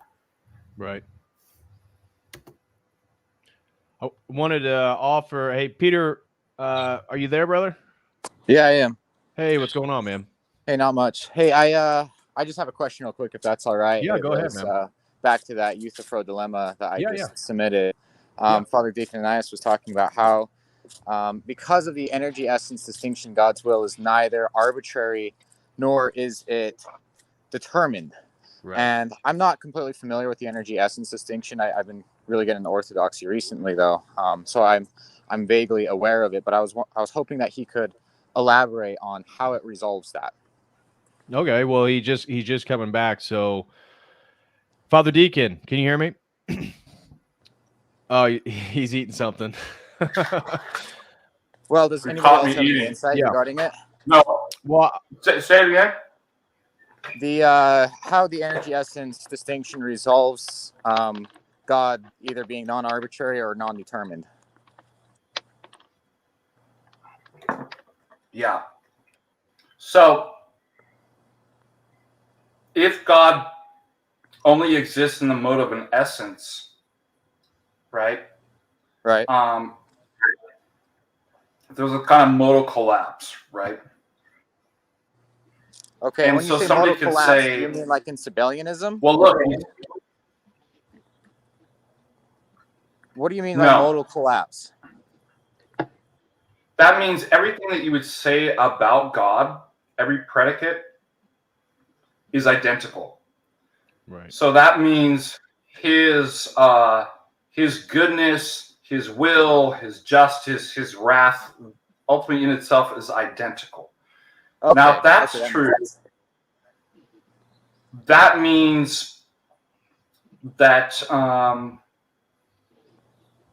he's not free. His essence determines his will because his will is not distinct from his essence. It's the same thing in and of itself. Now, to me, that would open up a criticism. Okay, you're saying that God's nature is good. Right. And whatever he wills is good. But the thing is, that seems to open up for arbitrariness, right? And a further Right. complication is that he's not free. Now, if I was a Platonist or a Greek, I would be satisfied with, well, look, there's these objective forms that are out there, and that's what's good. Right. And just like I could say the object is round because there's an objective form called roundness. Now, what we could say is that, well, now let's see what you would call the forms are divine energies, and they're distinct from God. So if you think that's not arbitrary, right, and there's an analogy with that, then what God, since will is a property of nature, it's not confined by whatever the object is, the form or whatever. Yes. Fact. Okay, that makes sense. He freely wills it. So there's nothing that constrains his will. So he wills to create through what's called the logoi, which would be similar to like a Platonic form. Okay. And in philosophy, typically you would say being and goodness are convertible. So the tree is a good orange tree if it fulfills being the form of an orange tree or something like that. Right. So what you have here is you catch the Platonists, because I bring up Plato because the youth broke dilemmas in Plato. Right. Okay, you've got an objective standard, but it doesn't stand independent of God. But it's not arbitrary because it's not collapsed into his essence. It's distinct from his essence. Then he wills it and creates the being of the tree, the being of the person, and all these things. And so when we look at the created world and order, we can say it's good, not simply because God just willed it, but because there's actually logoi, divine energies. Does that make sense? So Yeah, it's yeah, that sort of makes sense. All these problems. So would you then say? No, Peter, you're cutting out. Can't hear you. Oh, I'm really sorry to just like interrupt, but I just got to chime in. There's a guy in the comments that's making some interesting observations. Frankie D, he's talking about like, I guess, sort of evolutionary psychology stuff and like deterministic aspects of human nature and human relationships. I'll tell you what, Frankie D, if you'd like, I could actually, I was thinking of doing a live stream on my channel later on tonight. If you'd like to hop on, we could have that conversation. I just had to throw that out there. Frankie D, if you are interested. Frankie D's an Orthodox brother. I see. Hey, by the way, I realized that I mixed up Alvin Plantinga's argument. What I meant to say is, if I could show a counterexample of a false belief that provides an example of survival, then that's a defeater. And what I mixed up is, suppose I have a false belief that you should hug grizzly bears. Okay, now that's not going to promote my survival. And furthermore, my false belief is what it means to be hug a grizzly bear is to run.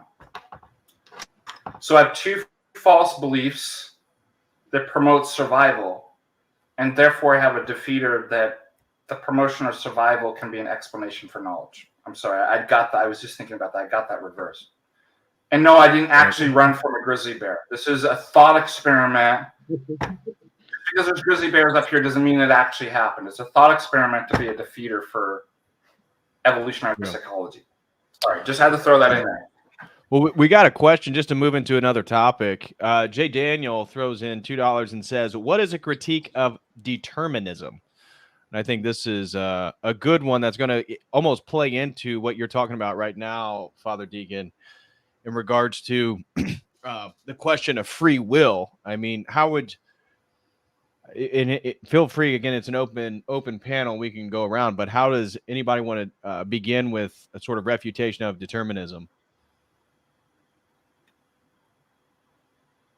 I mean, I've got one, but if anybody else wants ahead. to go first, go ahead. Go ahead.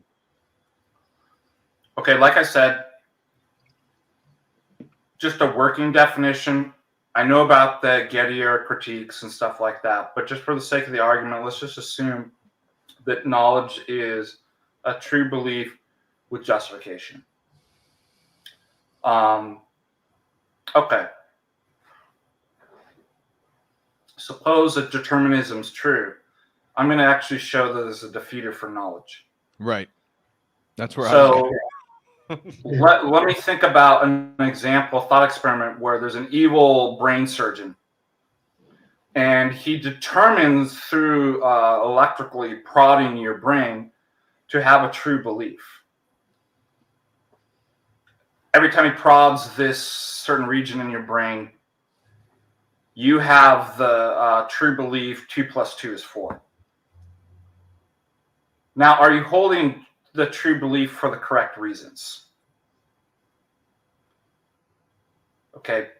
And even Donald Davidson brings this out too with epistemology. And Donald Davidson is an atheist. That causality tells you that it causes something, but it doesn't tell you causality. A deterministic causality will never tell you if you're holding it for the right reasons. Okay, most people would think, well, wait a minute, putting electric prods in your brains to give you true beliefs isn't a good reason for holding a belief. Why? Well, because I could make you, and the same sort of mechanism, causally determine you to think that 2 + 2 is 5.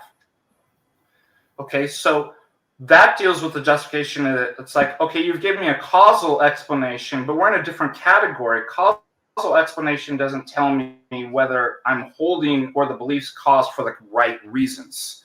Okay, and since justification is the right reasons, then that doesn't fulfill the criteria. Second of all, I would say that in a deterministic worldview, nothing is truth oriented. Right. Right. Things just are. Yeah. So what that means is the same causal mechanism, the antecedent causes, could cause me to have a false belief and the other person a true belief. And because I'm in that deterministic causal network, I can't even get to the meta level of actually saying, well, this is a true belief and this is a false belief, because both of them are caused right by the accepted legitimate cause of an antecedent cause.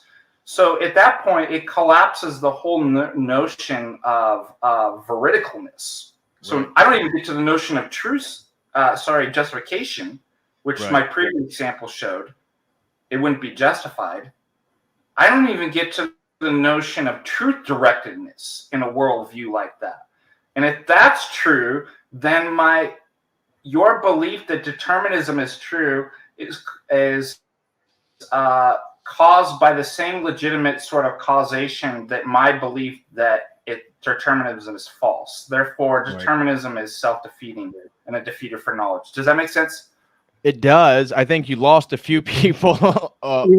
Like one guy said, I'm too low IQ for this. But another way that I would approach, just on a more basic level in regards to determinism, that if you believe in determinism, then you can't make moral and ethical claims about good or bad, because everything just is. Because the idea that something would be bad would mean that somebody has a free choice or a free will in the decision between two options. And so if you are a determinist, then you really are going to have a real problem making moral claims or ethical claims about what people ought to do, because nobody can ought to do anything because everything's already predetermined. Yeah. Yeah, well, I mean, and that includes beliefs, and that's the problem. Like the problem with, and I know that a lot of atheists love determinism, a lot of atheists love to deny free will. Many of them are hard determinists. They're actually more deterministic than Calvinists or Muslims, if you actually look at it. A lot of these atheists, they will literally say that the human is essentially just a robot that has no capability of independent thought. Well, the problem with that is that if that's true, then you can't actually make any progress to knowledge, because anything, again, atheism completely relies on human cognition, because there's no revelation, there's no higher power, there's no God that's revealing things to us. There's no way, the most that we could ever hope to understand, we could only understand through our brains and through chemicals reacting and neurons firing off in the brains. But the reality is that if all we are is robots, then all we're doing is our chemicals are firing off in our brain in certain ways that have been pre-programmed that we have no control over. So how can we actually make any claims about anything being true? All we're seeing, all we're observing is just what we're determined to observe, because we don't actually have any way to evaluate that that's true, other than what we're just biologically determined to observe through our brains. So now all of a sudden, again, it's self-defeating. Essentially what it is that we have no free will, we're robots, but at the same time, our only understanding of truth is through our robot brains that we don't have any control over, and we can't help what we actually think, what we actually feel, what we actually experience. Why would we, under any circumstances, believe that corresponds to what reality is? For all we know, it could be evolutionary advantageous for us to believe a bunch of lies and a bunch of crap, and we would have no way to evaluate that. That's why this whole system is so ridiculous. It doesn't actually give us any way to evaluate truth. It gives us every reason to believe that we're not seeing the truth. Right.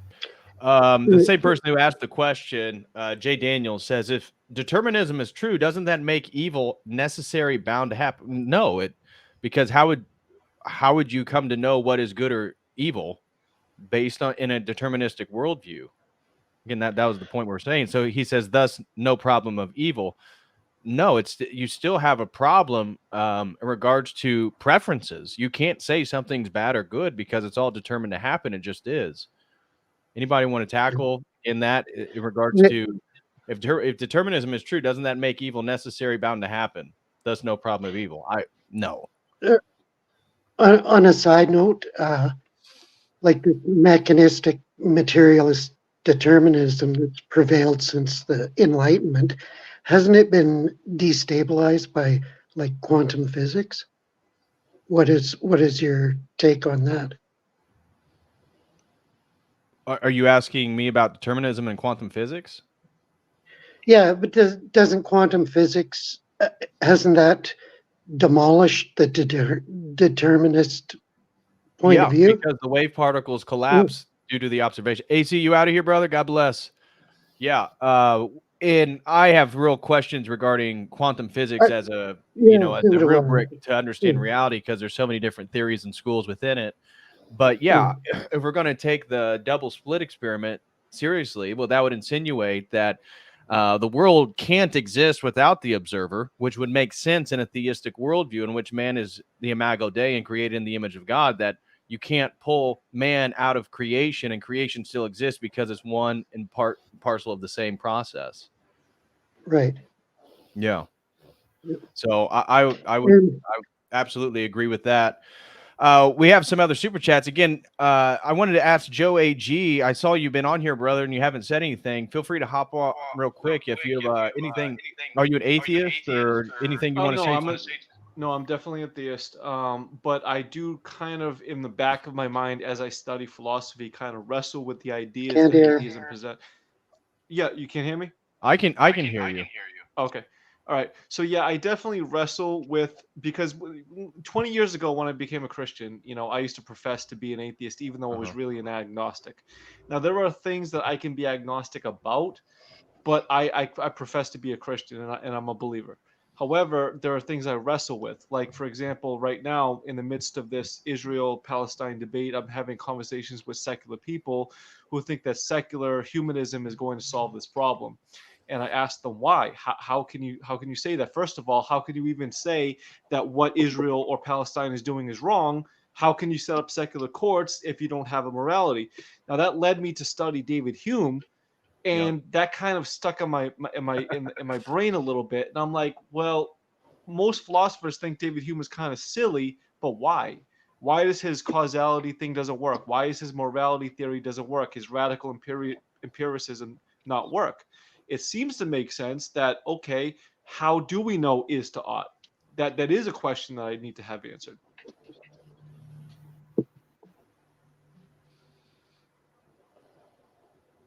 Okay, sorry, I was responding to somebody. You were posing a question for the panel in regard to the is-ought problem of David Hume? Correct.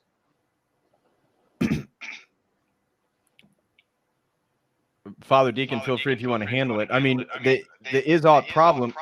Hey, AG, I think you have. I'm hearing a reverb. Is the phone on the table?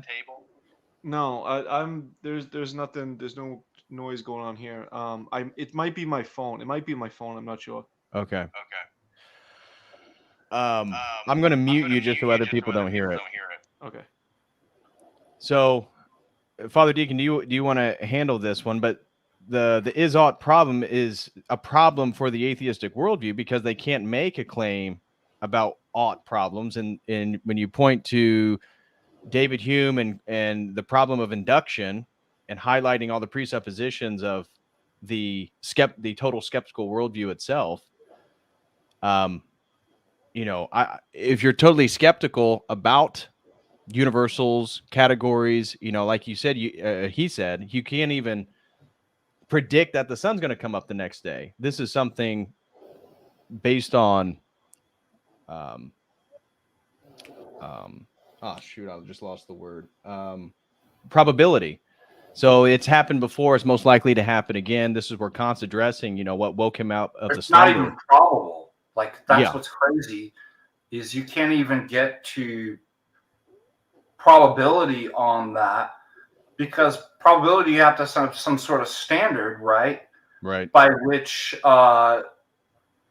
you say that, it's some type of thing that's not probable by which you can measure the probability by is basically, and so, but I would say Hume is good. Hume's critique doesn't apply to us. Hume's critique is based on the assumption if you start from this autonomous position and you start from all knowledge is restricted to sense perception, then there is no knowledge, because all sense perception is induction. Right. And induction ends up being viciously circular, and can't even get you to probabilistic knowledge. And so we have these habits, pragmatic. Now, the thing is, in one sense, Hume's being inconsistent, right? So why? Because he makes absolute epistemic claims and causal claims about the things that you can't know. So he doesn't put the question mark down far enough and realize, but I'm rolling it back and I'm actually using the same things that I'm actually denying. So Hume destroys his own system, but we can use Hume and say, but he's correct in this sense. Absolutely. If you start from an autonomous man-made position, you start from all knowledge is restricted to sense perception, you don't sense causality. You're stuck in induction. You never get deduction. And induction doesn't even rise to the level of probabilistic knowledge, because that would require a standard. And it would require that, in fact, what's viciously circular about it is it's probabilistic because it's worked in the past. Well, how do you know it's worked? How do you know that works? I have to assume what I want to actually prove in order to make even a probabilistic or inductive argument.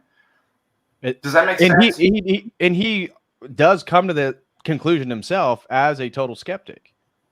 And that's where I think Hume is useful. And that's where the presupposition, it's really tying the stream back to the beginning, because when we talk about the presuppositional method of apologetics, well, that's where people say, oh, you're just using Kant. No, we're not using Kant. Kant was just showing that even from the autonomous position of Hume of just, I'm going to come to knowledge of the world just based on induction.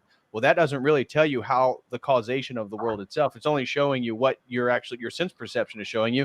And the whole point of the skeptical worldview is the skeptic of sense perception itself. So how do you know?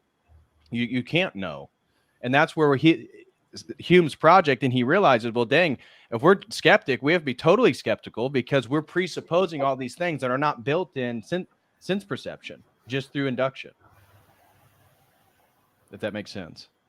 And that's great. That's a great critique of science too, because science operates on induction and then wants to make these claims, right? And every atheist is going to use science. All you have to point out is the problem of induction. Now, if they're taking a couple classes, they might actually know about Karl Popper's attempt to avoid the problem of induction by his falsification principle, in which he can provide sort of kind of deductive, but I have critiques of that too. And it's not my critiques. The philosophy of science has critiques of that too. So science really is not in a position to establish knowledge. Right. Does that mean I'm anti-science? No. Like, I see value in it. And within my paradigm, I can give an account for it. Right? How do I know? Well, what would only be the thing in a position to know? Let me put it this way. You've got two options. Either, and this truly is a dichotomy, either there's a personal God who creates the world intentionally. Right. The laws that the future will resemble the past, that there's identity over time, that there's morality, and we explained how that would work in terms of essence and energy to avoid the Euthyphro dilemma. Knowledge, how your mechanisms, both physically and noetically and mentally would work so that you would know. We have an account for that. Well, what's the other option? Well, no personal being that creates something on intention. Well, what's the opposite of a purposeful intention? If I crash my car into a wall on purpose, the opposite of that is what? I crashed my car on accident. Into the wall on accident. So the atheist must resort, even if he says I'm agnostic and I'm not an atheist making a positive claim, in the dialectic between, well, if you don't assent to a purposeful intentionalism as a principle, then it's accidentalism. Okay, so now think about this. Accident is your principle that ultimately you have to explain everything.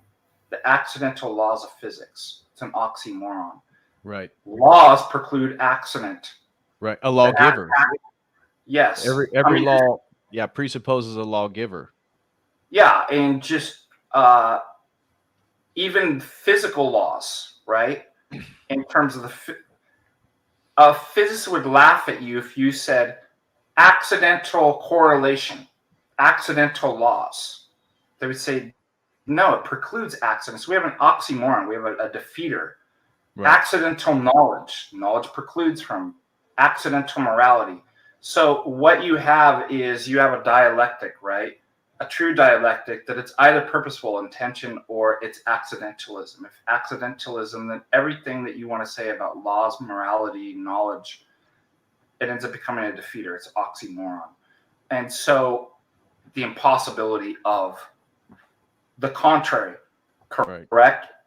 And so in our worldview, I can explain why knowledge can lead to, why there's physical laws and stuff like that. The denial of that makes it impossible. That's my argument. Go ahead, Joe. Yeah, in other words, we have the best explanation. We have we have all the things that follow from I don't know if you want to use the term natural law, but like or just a general like you talk about logos spermaticos and things like that, like or the logoi and things like that. We have those explanations for induction. We have those explanations for causality. All the things that he's skeptical of, we have explanations for. But in his worldview, he has no probability that those things are even true that he's saying. Yeah, and I don't want to just say that. Do you want to mute, Joe? I don't want to just say that it's the best explanation. because then I'm open to, well, then you're just providing what we call in philosophy abductive argument, in which case then I can't make the claim that God is the necessary conditions for the possibility of knowledge if it's simply just the best explanation that I have thus far. So I couple this with several things. It's not only the best explanation, it's the only explanation. It has the only thing that can provide justificatory power. So that's not just, it's a good explanation. Now I'm in the realm of what would the criteria be for one's criteria justification? What would work? Coherence, explanatory power, and justificatory power. Those are just three that would be sufficient for me making the argument. Now, here's the way you put it. The reason why without theistic revelation, everything would be a defeater is because of this. And I developed this argument inspired by Chisholm's argument, which was something called the problem of criteria. And then I realized, I'm like, oh, there's something here that I could use. Okay, here's my argument. Metaphysics. Everybody's got a different metaphysical story. If you're a materialist atheist, you have a particular story. If you're a Platonist, if you're a Aristotelian, whatever, everybody's got a metaphysical story of how the world looks. How the world is, i.e. metaphysics, will determine whether you can know and how you can know, i.e. epistemology. Do you see that? Metaphysics determines epistemology. So if I'm going to know, if I can know epistemology, then I have to know what metaphysics is correct. Uh-oh. I just put my epistemological cart before your metaphysical horse. Well, how do I know? So basically, suppose this is 1 and this is number 2. How do I get number 2 from number 1? Okay, how do I know it's number 2? Go see 1. Do you see? You're stuck in this dialectical tension where I can never actually have a criteria for my justification criteria because I'm caught in this dialectical tension. Now, what's the cause of that problem? Ultimately, it's the finitude, right? Right. Finite is being confined. Okay. I'm not in a position to actually know, right? I'm confined in these kind of dialectical boxes. So let me ask you this question. What's the only thing that could possibly be in a position to actually know that's not confined by that? If the problem is finite and this dialectical tension, then the solution's what? The opposite, right. The infinite. Right. If the position is my finite capabilities of knowing, then it's omniscience. Do you see what I mean? So it ends up being, now here's the category of, it's the only thing that could serve as the criteria for the possibility of your justification criteria. Everything else would be a defeater for knowledge. So now I have something that has justificatory power, explanatory power, explains, so it's not simply the best explanation, it's necessary. They all go together, right? And has revealed itself so that I actually know, and it's coherent, right? So that none of what's revealed in the revelatory system is contradicting itself. Okay, is that a standard in my paradigm? No, that's a standard by which everybody in their own religions or philosophies would say, we want satisfied. So I'm giving the opponent the argument and saying, but your system doesn't do it. They're not my arbitrary standards. I'm showing that on your own grounds, your position's self-defeating, and on your own standards, our position fulfills it. And by your own standards, it's the only thing that could satisfy everything that you want. Does that make sense? Great. Yeah, no, that was great. Thank you. Yeah, that was well put, Father Deacon. All right, we had a. I was muting you, Joe, just so we didn't get the feedback. That I wanted to address a few. We had a super chat come in from Tinfoil Hat Girl, threw in $5 and says, "I want to double back to the empirical evidence for the resurrection. Several historical experts have demonstrated that the only movement in history they have not been able to corrupt is authentic Christianity. Love you, Father Deacon Dr. Ananias, and God bless you." So, yeah, I think she makes an interesting point, that they haven't been able to corrupt authentic Christianity. But when we're talking about the resurrection, this is a mystery, and part of things that are mystical, they go beyond sort of normal categories of causation or how we would understand the normal flow of the casuistry of things. So that's why it's a difficult when somebody asks for physical evidence for the resurrection.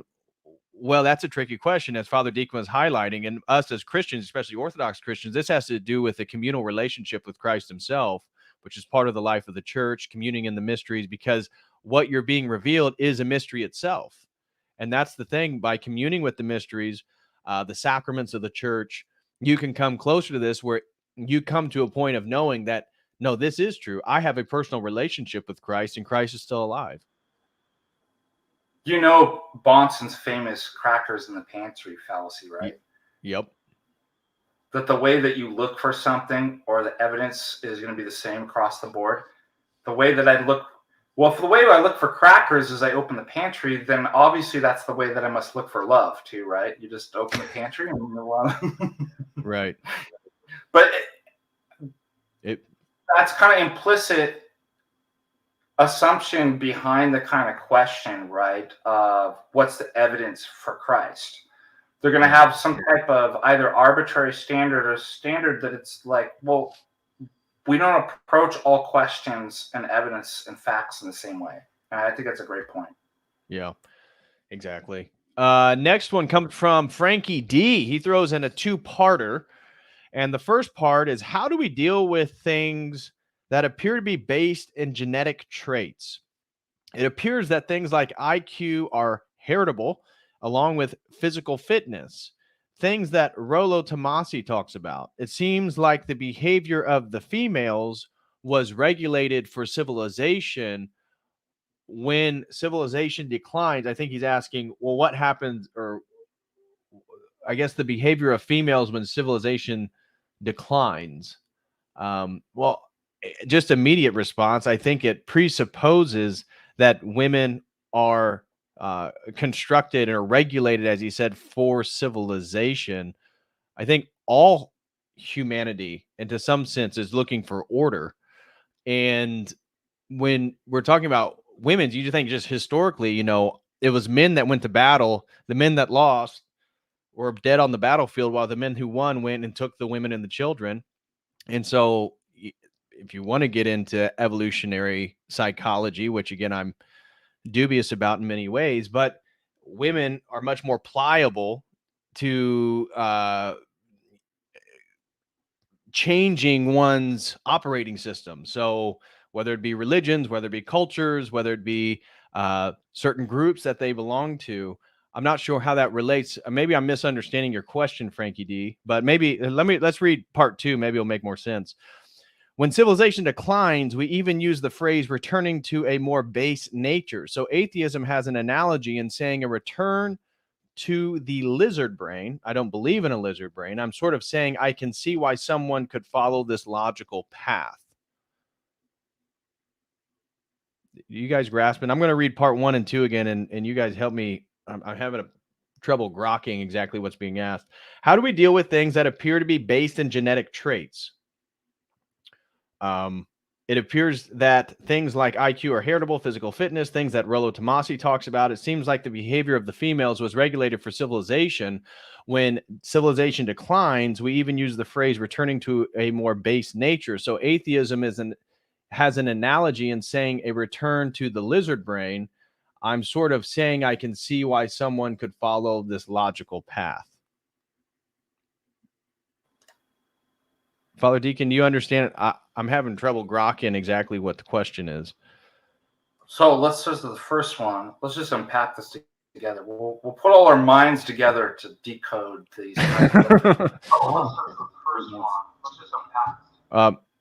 Amdir, can you turn the YouTube off? We can hear it in the background. All right. Thanks, brother. Okay, go ahead. I think we would agree with that. Can genetics be handed down?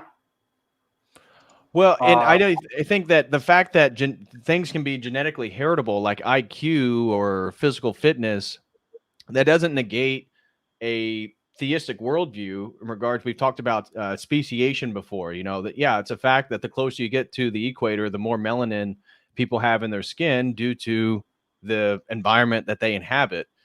That's not the same thing as macroevolution, where maybe I'm catching on something where he's talking about the lizard brain and he said he didn't believe in the lizard brain. I'm not sure, but you know, IQ can be heritable and it can be different across groups, but so are a multiplicity of different measurements in regards to human adaptability or physical fitness. Then what or was whatnot. about the gender then? It seemed like that he's trying to say that women are more geared towards or regulated by civilization than men. Well, now we have like a kind of missing premise in there that civilization then determines genetics, like nature, nurture, right? Right. But then I would say, well, no, there's a clear natural distinction between male and female that then I think it's reversed, that fulfills a proper societal role. Right. Well, and not all societies are equal. So, you know, are women geared for genital mutilation for certain culture or category versus a different culture that doesn't deal with these things? I mean, I was thinking like ideal societies or something like that, not sure based disgusting societies.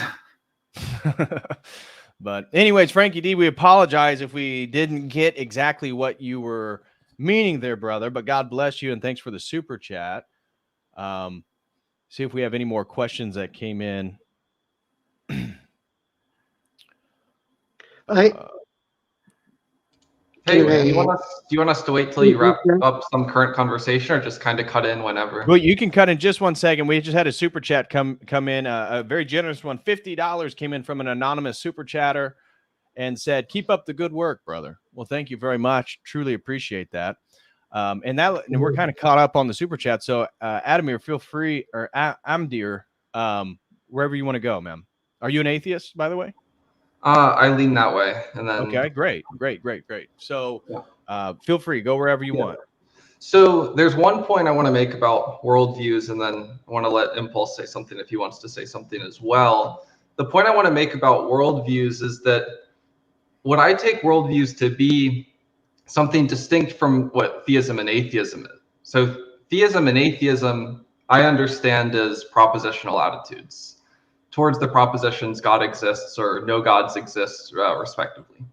And worldviews I take to be just the total collection of propositional attitudes that someone has. So there's going to be propositional attitudes about God, about the mind, about science, about mathematics, logic, ontology, metaphysics, whatever, whether they affirm certain theses, deny certain theses, or agnostic to certain theses. And I'm not sure how the process of showing somebody's worldview to be false is ever going to allow you to conclude an atheism simplicator is false. So I'm wondering how you're going to bridge that gap between the world, some particular atheist worldview is false or can't account for knowledge or can't account for some category, to atheism simplicator is false, or atheism simplicator in principle cannot account for these categories. Well, are you familiar with, like, when you talk about worldviews, you're negating that atheism has a worldview? Atheism is a propositional attitude, at least the way that I understand it. But it presupposes metaphysics, ethics, and epistemology, and every worldview is composed by those three legs. And so whether you whether you're knowledgeable of what your position is on universal metaphysical categories or your relationship to epistemology is irrelevant to the fact that once you're an atheist and you make the statement that the whole universe is only material and it's going through these evolutionary changes, that then puts you in a position where you only have so many ways to go. Yeah, but I think what Andrew was trying to say is that you're specifically targeting specific atheistic views. So like you can be like a maybe you could be like a supernaturalist and believe in ghosts or something like that and be an atheist, and you could be a materialist and believe and be an atheist. I think the idea is that atheism is compatible with multiple worldviews. That's why I made my critique that wasn't dependent on a worldview, but the simple dialectical proposition between the purposeful and intentional, whether you assent to that or don't assent. Okay, so that I literally reduced it to the two propositions and avoided the whole worldview argument at all, which would be atheism simpliciter. Sorry, what was the two propositions? Anything that you want to fit in that's not an affirmation of a personal deity that purposely creates the world. And let's go back to the garden.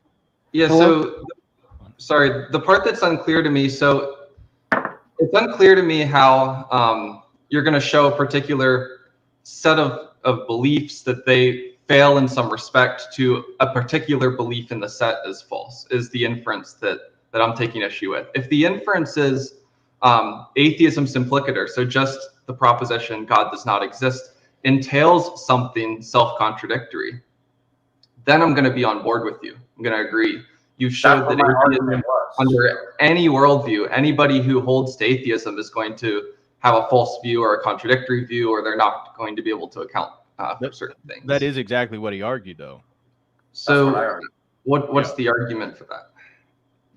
So you only have, ultimately, you're going to have to reduce it to two principles, right? Now you could fit whatever, and we could talk about that later, under those two principles. But the first kind of principles would either you assent and you assume that there is a purposeful creator that's personal, that creates the world on purpose.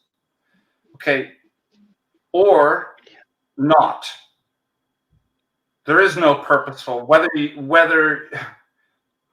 make the positive affirmation or just say, I don't know, the fact of the matter is ultimately the reality of that's going to reduce to, can you think of a third option? It's sort of like she's either pregnant or she's not, right? So it doesn't reduce to worldviews and sets of propositions, but simply identity statements on kind of first principles. Either it's purposeful intentionalism or it's accidentalism. Now, every possible, even impossible world, atheistic worldview would fit under the accidentalism, is what I'm saying. Can we clarify quickly what we mean by accidentalism? Yeah, that's what same thing I was going to ask. Yeah, go ahead. Did I interrupt somebody? Go ahead. Oh, no, go ahead. Sorry. Go ahead. So I gave an example just so everybody can understand this. If I crash my car on purpose, right? So I'm an intelligence, I have a mind, and I direct my actions to the wall. Why? Because I'm going to collect on my insurance, whatever. Get money for a new car. You would say, oh, he drove his car into the wall on purpose. What's the only other option? If it's not on purpose, it's what? Not on purpose? It's either on purpose or not on purpose. I agree with that. Yeah, what's the other word we use for not on purpose? Yeah. It was he crashed his car into the car wall on what? It was a accident. Now, what I'm curious about here is, if by accidentalism, all you mean is not a purposeful creative act by a personal creator, or if you have some further implication there that it's in some sense random or undirected. Well, of course, it's got to be so directedness. Obviously, is an anthropomorphic term. It implies intelligence, right? Oh no, I don't agree with that. Oh, So really? I Well, think okay. that, I think that there's not going to, if all you mean here is, so the dichotomy is there's a purposeful creative personal creator, which acts purposefully to create the universe, or there's this sort of undirected, accidental, random state of affairs, which is responsible for the universe, then I don't think that's going to be a true dichotomy, because there's several other options. One would be a purposeless personal creator. That would be a third option. A fourth option would be a directed, non-personal, non-purposeful creator. That would be a fourth option. There's more that I could. What I didn't say is that in the dichotomy, that the only thing that fits under there is atheism. But the dichotomy still remains. So I could fit other worldviews in there. Wouldn't you agree? I agree that not only atheism is going to fall into the second category. My gripe is that those aren't the only two categories. If the dichotomy is a purposeful, creative, personal creator or random undirectedness, then that wouldn't be a true dichotomy. Well, it's still accidentalism, right? So whether you're an atheist and say, well, there is no being, or one says there is a being but doesn't direct something, it's still accidentalism, right? Yeah, that's why I wanted to get clear that we weren't baking anything in there about directedness or randomness into the second horn. So how would a cause that's not intelligent, I'm thinking of a deistic, direct something to an end, I guess? Maybe you're right. I'm just thinking through this. Go ahead. Well, there's one response in the literature Alex Malpass gave in his debate with Luke Barnes on the fine-tuning argument. Not sure if you've seen it or not, but he put forward this hypothesis that there's naturalism with a mysterious disposition. The idea was that naturalism has the sort of disposition that gives rise to life-permitting conditions in approximately the same degree of possible worlds that like an all good being would. The idea is that there's just some mystery as to why the disposition is that way, just like there's some mystery in the theist case as to why why God has the specific desires or attributes that he has which restrict the possibility space to life-permitting universes. And that would be a possible theory, which would fall into that second part of the disjunct, that theory that Malpass. Let me see if I got it correct. So it's logically possible there could be something that's non-intelligent that causes and directs things to its end, but we wouldn't know the mechanism. Did I get that correct? I didn't. Well, I'm trying to figure out the experience. I don't know that the mechanism is the important part here. The point is that there's that directedness. Yeah. So there would be some sense of directedness. Okay, so, but I got that fair, right? As long as I get that rid of it. Yeah.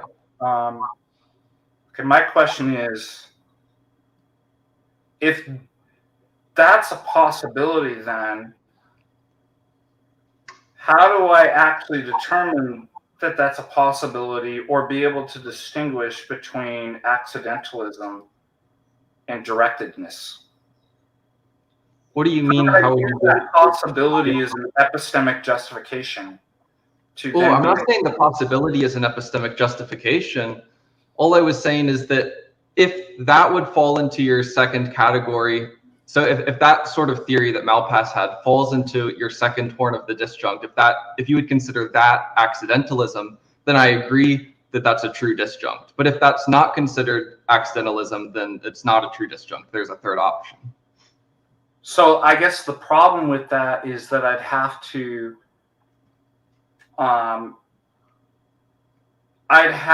ultimately go back to that disjunct, because to understand if that's even a possibility, because if you know anything about modal arguments, logical conceivability is not a good guide to logical possibility. In other words, I need some sort of kind of epistemic principle to even actually justify that that's even a coherent logical possibility. Let me give you an example of, in the literature, of how conceivability, which we just conceived of what would conceivably, no pun intended, be a logical possibility. I don't actually know if it's a logical possibility, and therefore serving is a third option that would break the disjunct. Okay. Well, I mean, if we want to play that game, like maybe none of them are horns of the disjunct. Maybe I'm not sure if conceivability will lead me to think that any of those three are the right one. Like that just doesn't, it seems like you're just not playing the game anymore. Like at that point. No, that's very different, because I'm not making the argument, my argument of disjunct about depending on conceivability or logical possibility. The objection is making that. And so I need to know then, I need a good epistemic clarifier that is it actually a logical possibility, or is it a nonsensical statement just because I thought I conceived it. An example would be, it seems conceivable that there's a largest prime number. In other words, what do we mean? And it seems logically possible. Mm-hmm. In other words, when I conceive of it, I'm not contradicting myself in conceiving it. Therefore, it's logically possible. So conceivability leads to logical possibility. Now, the problem is it requires some education, some data to come in, namely Euclid's proposition and proof that, in fact, what seemed to be conceivable and logically possible is actually logically impossible. So simply us bringing up that it seems conceivable and therefore logically possible that this third option ends up being, it deflates. I can't actually say that that's even a possibility, that's a logical possibility as a third option. Do you see what I'm saying? But my argument doesn't depend on that, so I'm not open to that. Well, you're presenting two things. So a disjunct of a purposeful, creative, personal creator, or some sort of like undirected, accidental origin of reality. And there is an assumption when you present this disjunct that those two things, that those are logically possible. Now, I don't see why there's any reason to suppose that this third option I gave is any less logically possible than those. And I will clarify, I've never said that conceivability is a guide to possibility. In fact, my understanding of the literature, conceivability is only a defeasible guide to possibility. So until you have some overriding reason to think that something is not logically possible, it being conceivable just gives you some reason or evidence in favor of believing that it's possible. So in the case of the prime numbers, you have a mathematical proof that's going to be sufficient to defease the justification that you might get from the conceivability. That's just my understanding of how conceivability is used in modal epistemology. I don't think so. From the literature, it's not until kind of shown otherwise. Typically, the way to establish feasibility is becoming specific enough. So typically, the error in conceivability to logical possibilities is too general. And so you have to kind of hammer out the details of the, so it's not like, well, we don't have any objections against it, therefore it's feasible. It typically wouldn't be assented to across the board in modal logic and philosophy until it's like, no, it meets some type of kind of sufficient criteria of specificity. And therefore, because the mistakes that always occur are simply, for example, the prime numbers, right? It's too general, right? I don't have the kind of details to actually make that wide of a claim, and therefore can never enter into possibility. So typically the solutions agreed, there has to be some type of sufficient specificity that would get out, which just pushes the question back to, well, what constitutes as a specific, a sufficiently specific criteria for that, which I think all of the philosophers and modological are wrestling. It's not like anybody's, well, I got it, I figured it out, right? So, yeah, I mean, even if conceivability is broader than logical possibility, which I probably grant that it is, I don't think that means that conceivability is not like a good defeasible guide to logical possibility, because logical possibility is also a very broad modality. And it's usually considered the broadest modality. But that's the important point here is I don't see a reason to think that this is any less logically possible than the purposeful, creative, personal being or the accidental, undirected thing in your dichotomy. I'm not seeing what's so special about this third option I gave that's making me doubt that is logically possible. Now, first of all, I could possibly go a third option and show that, let's suppose there's 3 options and the 2 are defeaters for knowledge. I could go that, but I'm just not at this point convinced that there's any reason to believe that a non-intelligent being could, or a non-intelligent entity or substance could direct something. So it's what you put is too general and vague to me to get me even into the category of feasibleness. And it's like, what would that even look like? How would you even begin to explain, let alone justify, that non-intelligent being could direct something to a particular end? So the amount of mystery involved in this this mysterious disposition view that Malpass puts forward is about the same amount of mystery in the theist hypothesis. So it's about how do you have something intelligent that's ordered in such a way that it has the abilities and dispositions and whatever desires or properties are necessary to bring about the state of affairs such that we see them. That seems just as mysterious as how do you have something that's has this dispositional properties to do the same. But either way, maybe let's say that we can't justify it, right? To get to every non-theistic view is impossible. You have to get to more than I can't justify the third option. You have to get to the second and third options, or the 3 options or 2 options, depending on what we want to go with. They exhaust the possibility space, and also all of the ones except for theism are false, not unsubstantiated or unmotivated, but false. And it's really unclear to me how we're going to get there. Well, first, just in principle. Oh, sorry, I didn't mean to cut you off. Go ahead. Oh, we lost our friend. Oh, he's coming back in. Go ahead. Sorry. I didn't mean to cut you off. Go ahead. I think you need to go back to the Garden of Eden and what was the lie the serpent told to the woman? That she could be as God.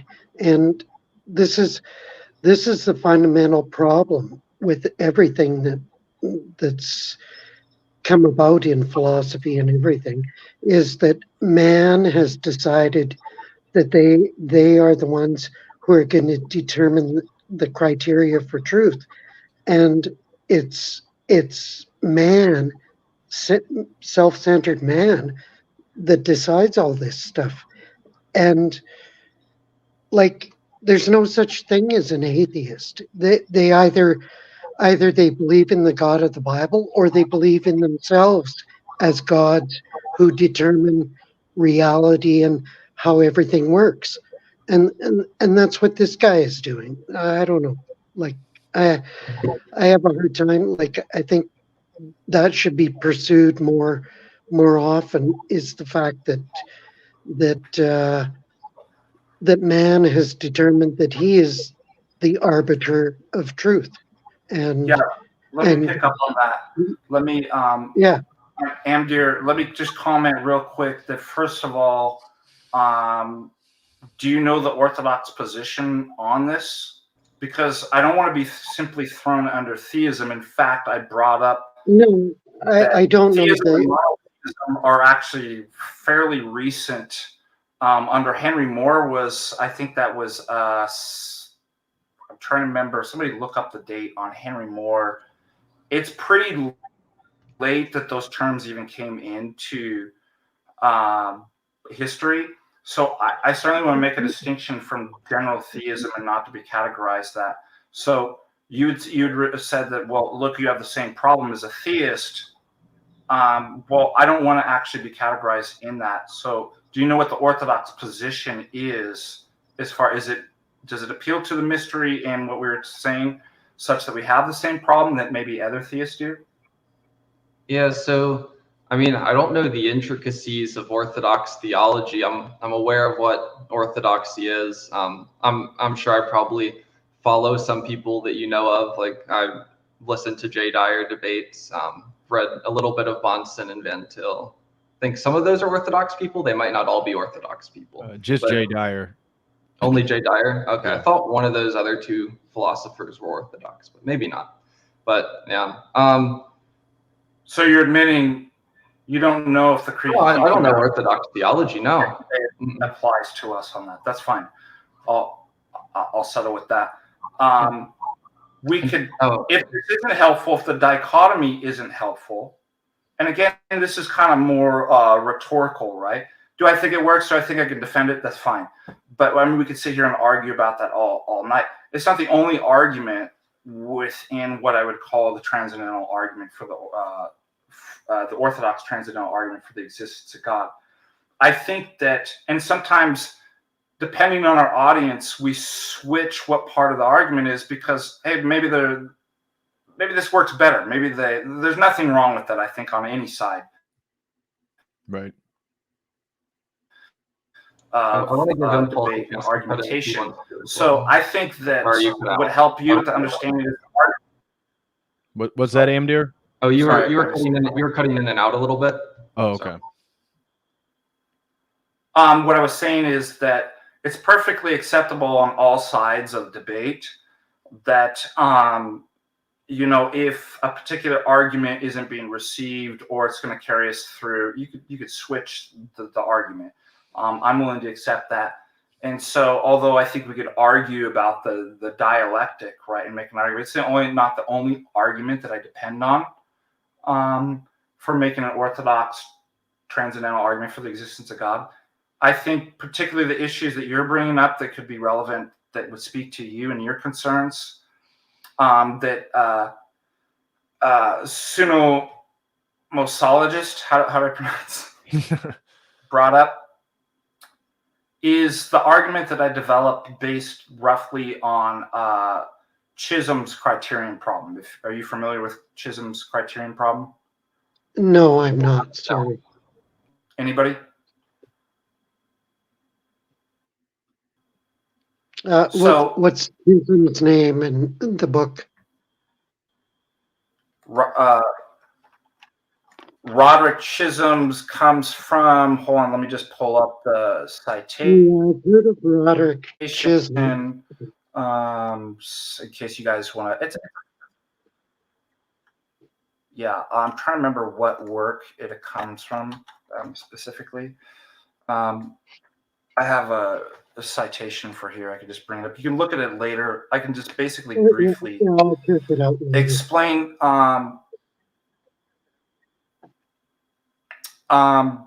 the problem with criterion. Yeah, it's about how. Oh, you said the problem with the criterion. That's what you said. Yeah, that's what I said. I'm familiar with the problem with the criterion. Yeah, it's Chisholm's. So this argument inspired me to think about something else. We can chat about the problem of the criterion if you want. That's something Impulse and I have spent some amount of time thinking about. Yeah. Okay, so it's a little bit different. It's a little bit different than that. I'm just saying I was studying and reading it, and it gave me another idea of something similar. The difficulty, whether it can be resolved or not, that it's pointed out with Chisholm, is there's some sort of kind of dialectical tension, right? That number one, epistemology requires answering what are we justified in believing. In other words, what's the extent of our justified beliefs? And number two, what makes our beliefs justified? What are the criterion for justification? And then Chisholm points out, well, in order to answer one, I have to answer two, and I can't answer two without one. Now, I was just particularly fascinated of how these kind of dialectical tensions work in philosophy.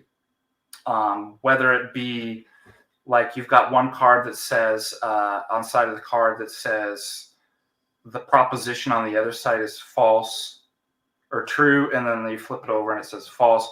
Just these kind of self-referential and dialectical tensions interest me, and then it got me to start thinking about something else, and then I worked this into my own tag.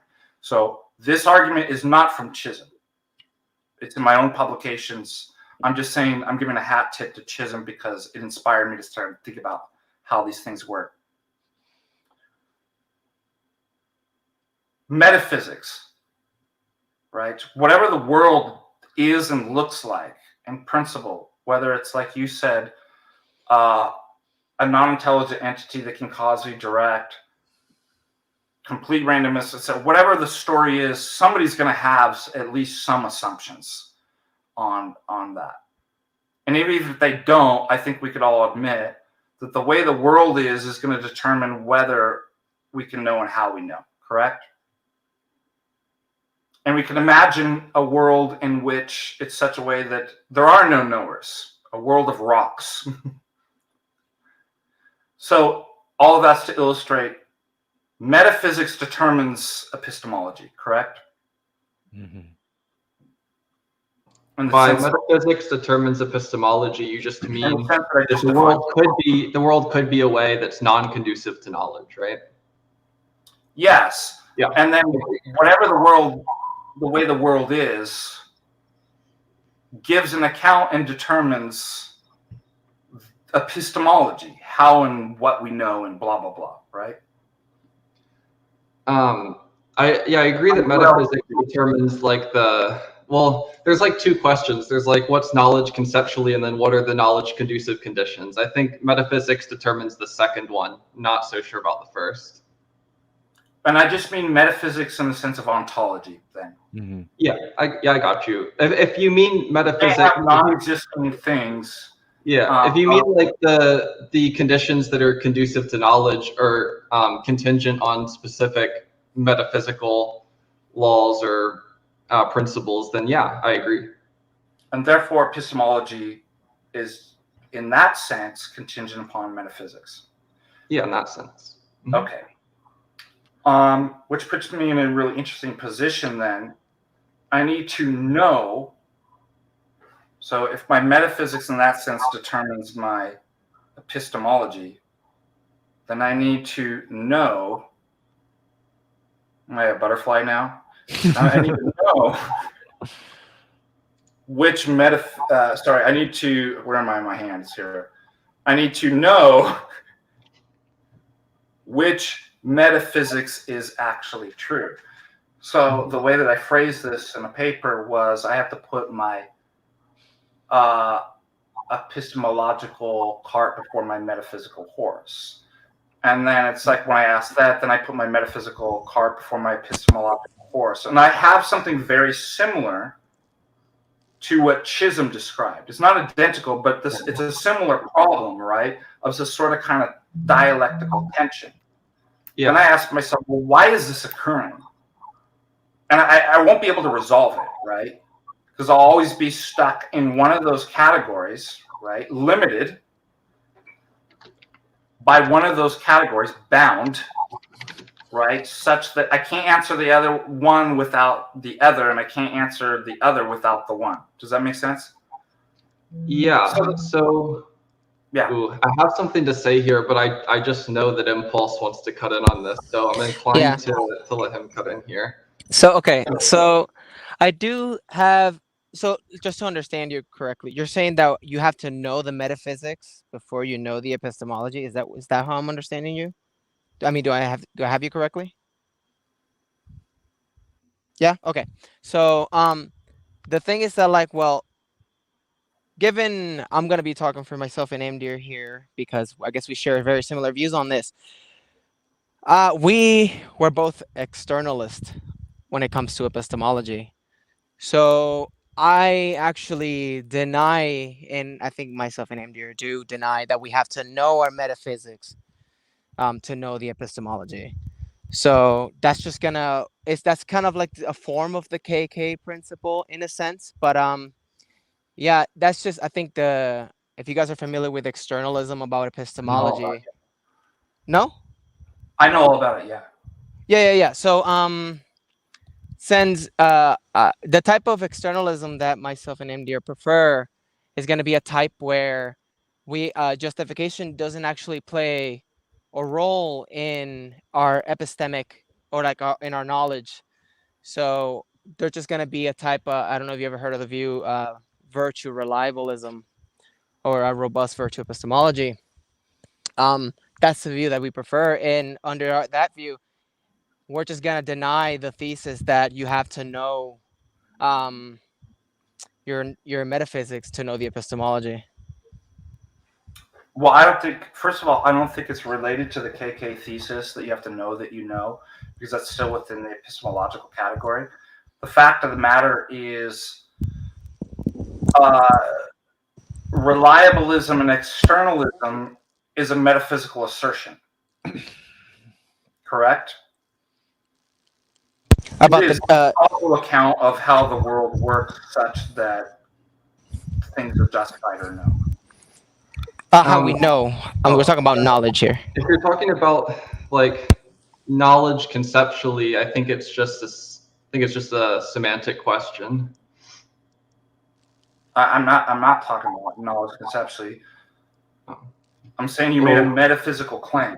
Externalism is a and reliabilism is a mechanistic claim about how the world works. Right. That then spills into the epistemological category, right? And so what I'm saying is you're not in a position to actually assert that reliabilism or internalism is the way that it goes. So basically what you're caught in is, well, just grant me my metaphysical assumption so that I can actually justify my epistemology without having to do epistemology.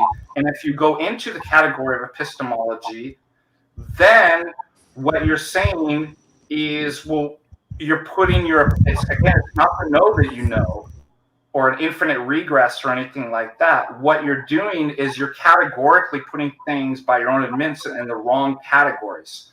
You're putting epistemology, which you admit is determined and contingent upon the metaphysical description of reliabilism, but for the epistemology that's determined before the metaphysics. So I want to be consistent as a self-defeater. Yeah, so I want to get clear here about exactly which metaphysical claim you think we're forwarding or asserting, because there's two claims that I'm identifying here that you mentioned. One is the externalism. The other is the reliabilism. So the reliabilism, the way Impulse and I take reliabilism is a conditional. So if your competency, if your true believing is manifesting your competencies in certain conditions, then you know. It's an if-then statement. So it's not making a statement about the way the world is. It's just making a conditional statement about when knowledge of in which conditions knowledge obtains. And what knowledge is going to be a semantic thesis. So it's really unclear to me on our view what the metaphysical claim is that we're making here. Hold on, I created an argument to refute the conditional. I just got to remember. Just give me a second on this, because I actually wrote this on paper, and it's a complicated argument. I just need to recall it. So anybody can talk. I'll try to look that argument up, but it's an interesting. It's an interesting objection. I don't think that it actually works. I just got to recall what the argument is that I actually came up with on that. So if anybody wants to chime in while I look for that argument, go ahead. Well, I would like to pose a question to Impulse and Amdir, and I appreciate you guys coming on, and you guys have been very respectful. This has been a great conversation. Yeah. Do you not feel that externalism is making a metaphysical assumption about the way the world works? I don't see that it necessarily is. I think particular externalists might. I don't think that the way I construe externalism, there's a metaphysical claim that I'm making, but I'm open to being shown that there is. Can you explain how you construe externalism? Yeah, so the way that I'll just kind of lay out the theory of knowledge, I guess. What I take knowledge to be is apt true belief, and I take it to be a semantic thesis about how people are generally using language. Or I can just make a weaker claim, that's how I'm using the language. And we can leave it at that weaker claim. And then we're just gonna say, so the idea of what beliefs count as knowledge are just gonna be those beliefs that are apt true beliefs. It's just something conditional. And we can unpack each of those concepts further. If you're worried there's a metaphysical assumption in like apt, true, or belief, we can unpack each of those to get at what those mean, if that's the concern. But yeah. I'm almost there. I remember the paper I wrote it in. Sorry, I might be fairly decent at logic and philosophy, but I'll tell you what, boy, my memory is not the best. So, but thank God I remember what paper I wrote it in. So keep going. I'm gonna pull it up. There's a paper. It's by Fernando Brancano Ferraro. I want to say I might have his name a little bit wrong. Okay. It's called a Robust Enough Virtue Epistemology, and that paper kind of lays out the type of view that Impulse and I prefer. Yeah, I'm not familiar with this paper. Let me pull it up. Let me know if you found it. I might have had the name wrong. I'm not finding. I'm finding. No, I see a paper by J. Adam Carter and a paper by Georgi. If you search the name of the paper, A Robust Enough Virtue Epistemology, you should see it. Got it. Let me.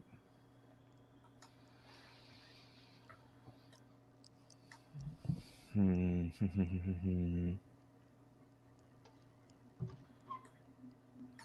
Orth can get it up.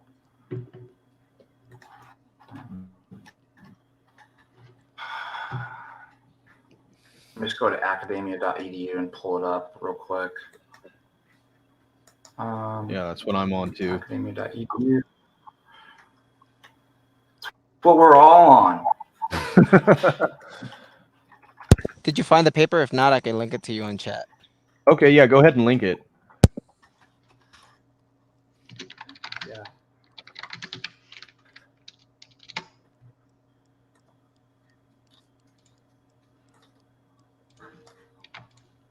Got it.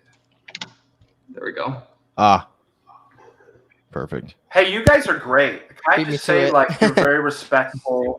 Yeah, this has been a great conversation. I appreciate both of you guys coming on. Thank you. You've got some great. You've obviously familiar with the literature. You've got. We really do appreciate this. You've got some great objections, and just thank you. I just appreciate it. Yeah, thanks for having this open discussion. Yeah, definitely appreciate it.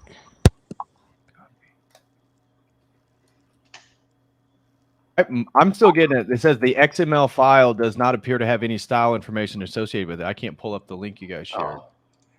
Why did it do that?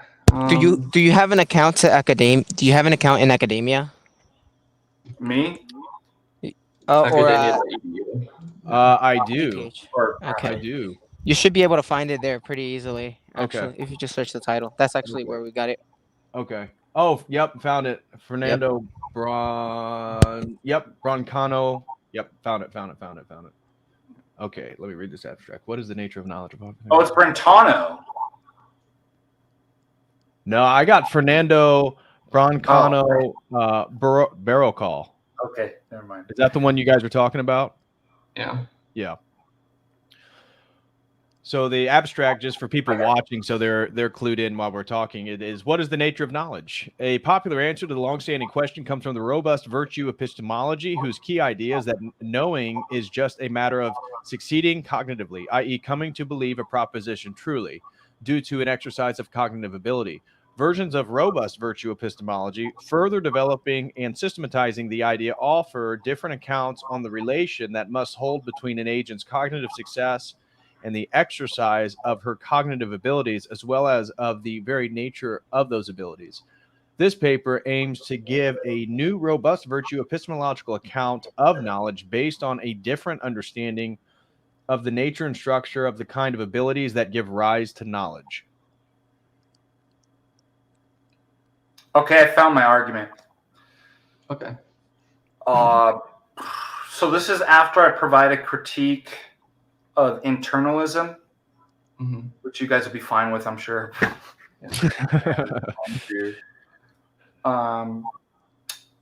It does relate somewhat to first and second order knowledge. So, Patrick, should we just explain briefly to our audience what? Because we're using all this technical jargon. Yeah, I think I'd like the audience to at least halfway follow along. Is that okay? Yeah. Feel free. I think people are enjoying it, but I think the hearing the vernacular of philosophy, I think is useful for people. No, it's good. This is how you get precise about ideas. But I think, unless you've dealt with this type of stuff, this is a foreign language to most people. So, first order knowledge, what Tarski would call, I guess, object language.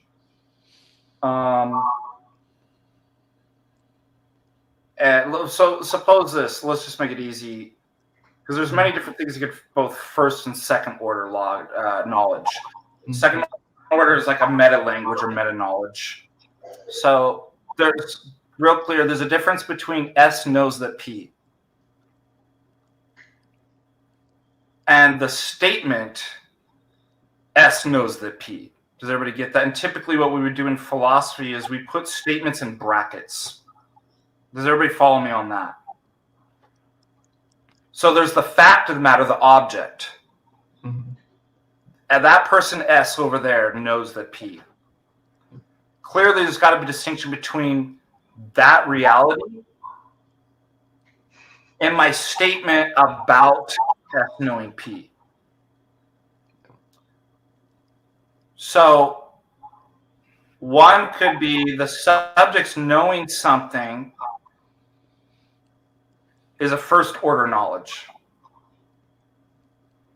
Second order knowledge would be knowledge about the statement.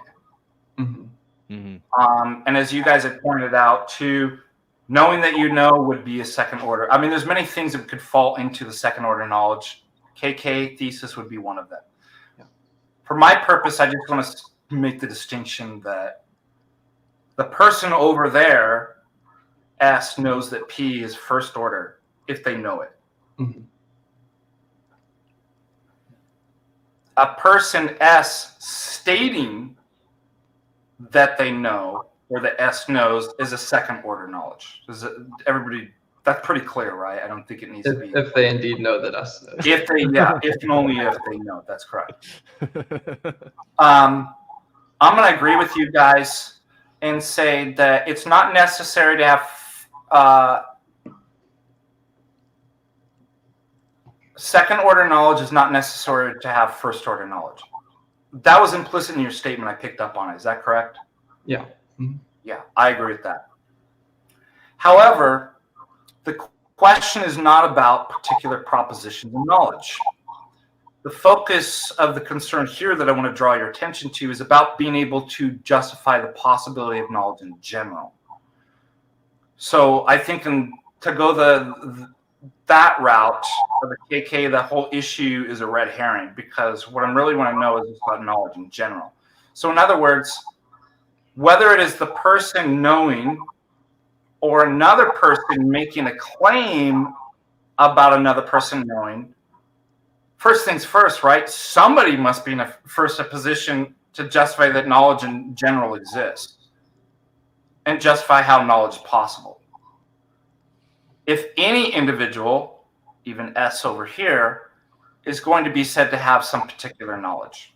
That's why I'm saying there's a more general issue just about knowledge before we even I get. guess I do want to get clear about what you mean, because it seems really weird to say that S justifying knowledge, that there is knowledge in general, is a precondition for knowledge. Because I think any epistemologist wants to say Bob at the grocery store has some knowledge, but Bob at the grocery store, I ask him justify how knowledge exists at all, he's gonna like look at me like I'm a crazy person.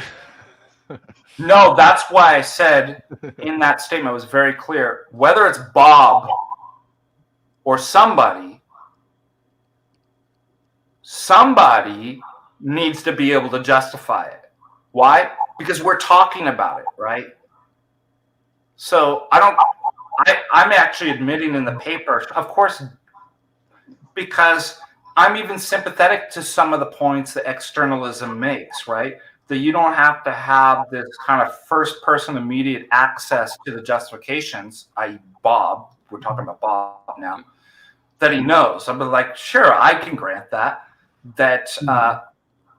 if it's a justification, right? If it's a reliable way of acquiring, and there's good reasons for Bob to believe it, whether he has internal access or not, I could grant that. I'm cool with that. What I'm not cool with, though, is if nobody can provide an account whether knowledge is even possible or exists, I'm not going to be like, now let's just talk about knowledge existing and the possibilities of it. I'm like, that I won't do. That's all I'm saying. And I think everybody would. So you take that. So you think that a precondition. Sorry, this is just a little bit weird for me. I want to get clear about it, because this is specifically relating to like the atheism theism discussion, right? Because you want to say that if an atheist, if you talk to a whole bunch of atheists or all the atheists and none of them can justify to you how the metaphysics are such that they're knowledge conducive, then atheists don't have knowledge. I didn't say that. Yeah, I just want to get clear about what it is that you are saying. Because I actually believe that an atheist has knowledge and can have knowledge. Okay. What I don't think is they have justifications at the second order to talk about knowledge. That's why I made an important distinction between the first order and second order. Okay. I don't think that second order is necessary to have first order. Right. So, but what we're doing right now, we're talking about, we're at the second order. So what I'm not going to allow is people to make second order claims without making second order claims. Do you see what I'm saying? So I can grant it's possible, and even we theists, I hate using that term. Yeah. We Orthodox. There you go. I don't want to be put in the same category as we Orthodox believe atheists know stuff. Right. Okay, and I can even lean towards more of an externalist and reliabilist view, and I kind of do. I just don't think that in of itself could provide a justification. But in the sense that it's like, yeah, of course, if they have a reliable mechanism, right, that of course they could. But what we're doing when we're talking about metaphysics and epistemology, we're at the second order. Okay. And so that's why I'm saying there is no atheistic account that can give a second order account to talk about the first order, because that's what second order is, talking about the first. Correct? Yeah. So, a second order would be, I know that I know P, or I know, that I know snow is white, something like that. Or even making the statement at a meta language, as Tarski says, that S knows that P. Now, that actually is a second order. Now, whether that's actually knowledge or not is a second question, but it ends up in the meta language, right? Because it's not object language, it's meta language. So just to be clear, you agree that on the conditional account, so where S knows that P, if and only if S has an apt true belief that P, for example, that if no atheist is able to justify the possibility of knowledge in the first place, they still have the first order knowledge. They're just aren't able to justify this like second order knowledge. Yes, and then it has deeper consequences that we can go into later. But I can never get out of making meta language statements, right? So it ends up being a defeater for me even asserting first order. Yeah. But that's a further argument down the line. But you're following so far. Okay. So on this view, though, atheists can have knowledge. We're at least in agreement about that. I'm going to start with that. I'm going to grant it, basically. Okay. Then, granting you that you could have first order, that second order is not a necessary condition for second order at this point.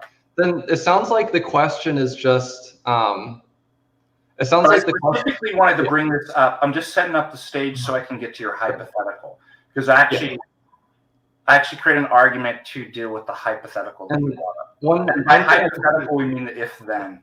Sorry, didn't mean to cut you off there. No, I just meant to qualify for our audience. Hypothetical, we don't mean like a hypothetical thought experiment, but the conditional statement if then.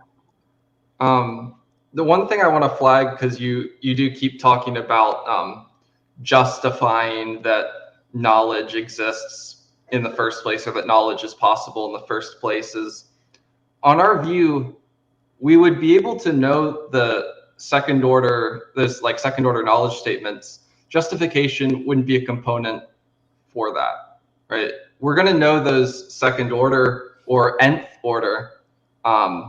We're going to have nth order knowledge if and only if we have apt true belief of the nth order proposition or sentence. So we can talk about to have justification for that. Justification's not a component of knowledge on our view. We divorce the idea of justification from knowledge. All right, well then I'll roll it back to a third order and be like, why should I think that that's a reason that I should accept, right? So, and look, Quine said that you should.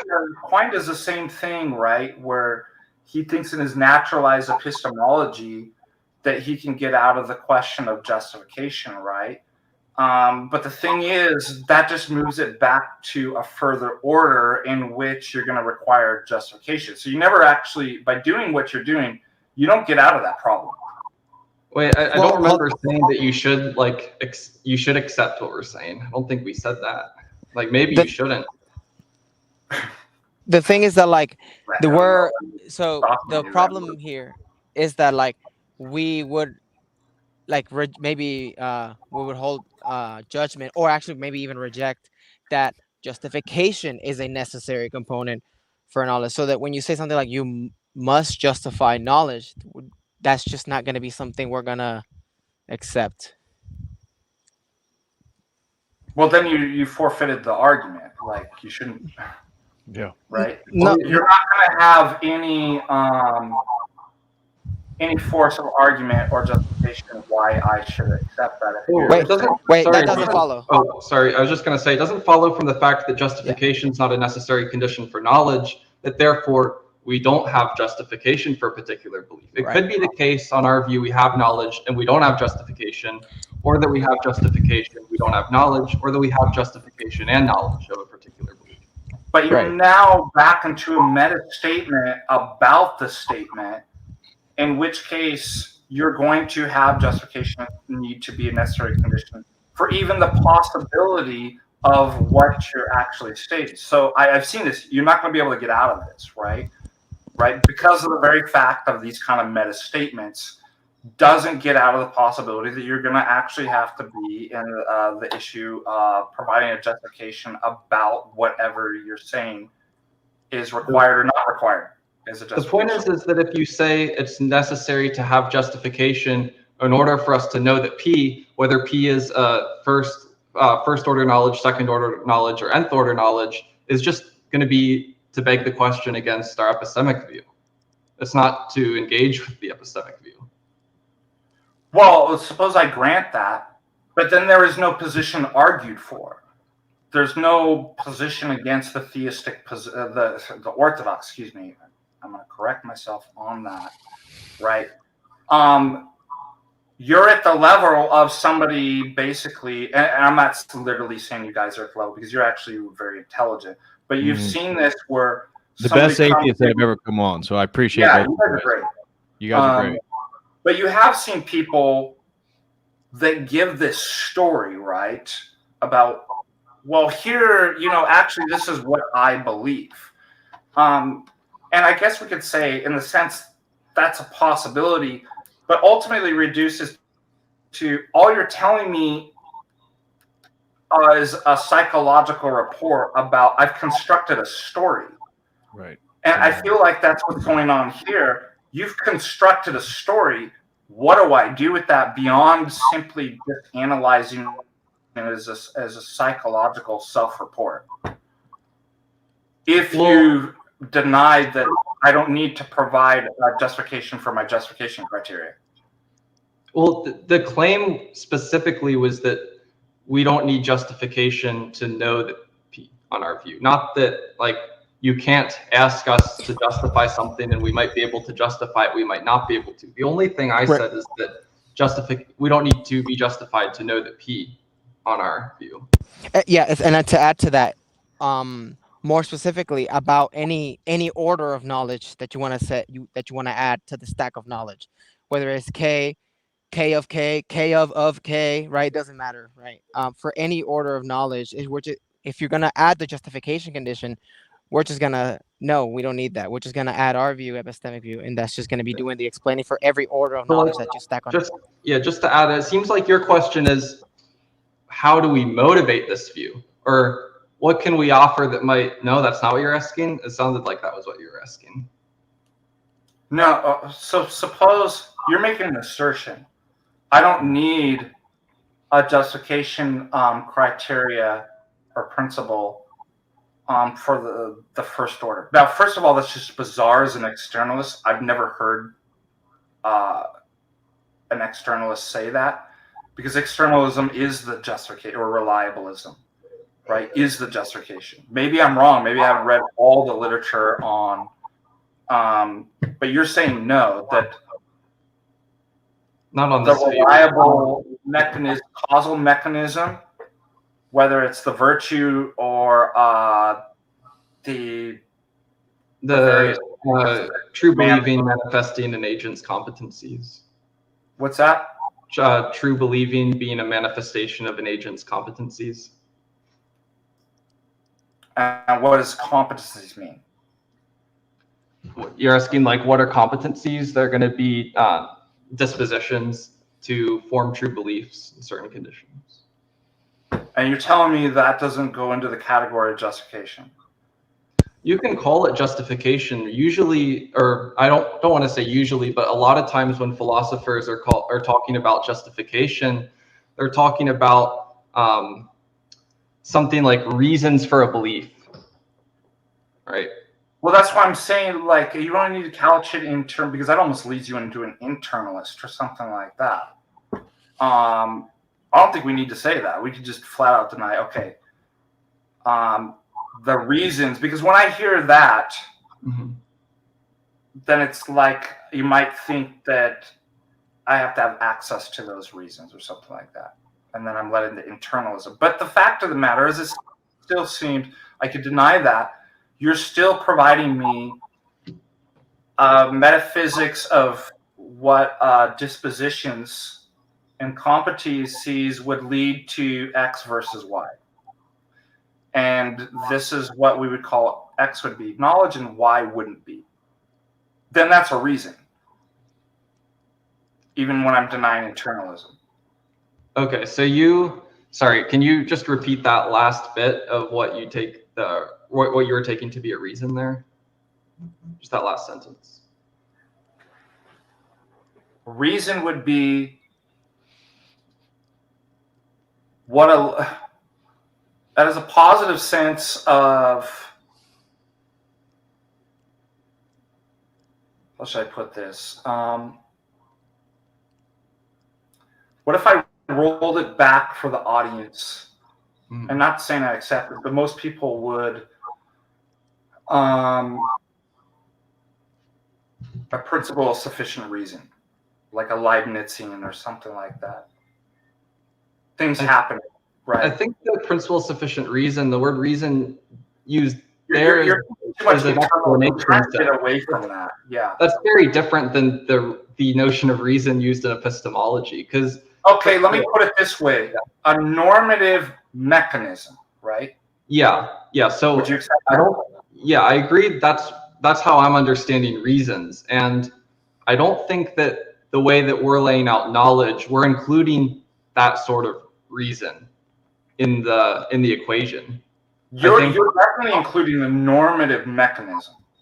The normative mechanism is not in some idea of justification. It's in the idea that knowledge is a success. That's where the normativity plays a role in the account of knowledge. Or credit. Or credit. Yeah. Yeah. You're saying it's a success. Yeah, true. Yeah, gaining knowledge is a cognitive success. That's where the normativity plays into this. But the problem is, again, it does get us. And I'm not understanding why you can't see this. I'm not trying to be rude. That you're in an epistemic privileged position to decide what's actually success. So what I feel like is we can talk about that. And swindles where you're trying to switch around, but you're ultimately avoiding the issue that every single philosopher is trying to get around this, but they never get out of the. You have no justification, or you can't. Let's put this: you can't give a coherent account of how you would actually determine success from not success without vicious circularity. So, okay, the claim here is I can't give an account of how I determine a success of true believing from a instance of false believing. That you're saying that I can't, in principle, give a way to distinguish between the two. Without vicious circularity. In other words, well, if my position's true that I'm telling you at this order, then the rest of the stuff that I'm saying about it works is true. But wait a minute. So we're back to this dialectical tension. One is true if two is true. Two is true if one is true. The problem here is that we stop the regress at a point. We say, no, it's not one is true. If two is true, we axe it off. And we say, doesn't matter whether two or one or anything is true. None of that's needed for one. We don't need to ask any further question or go back further. That's what the externalist is doing. And I know what they're doing, but the problem is you can do whatever you want. That doesn't mean that you ought to do it or that it's legitimate. So all you're telling me is that, well, I just cut off and ignore any objections and say, again, this is why I brought this up, that all the philosophical systems, particularly after modernity, are system building in which they build the operating system such that questions can't be asked, right? And so that's why I brought up earlier, Patrick, that Hegel says the truth is the system, the fact that I built it. And if the facts contradict it, the facts be damned, right? I just ignore the facts. And that seems to be what you're doing. Well, we just deny that because that would refute our position. I'm like, I know that you're doing that.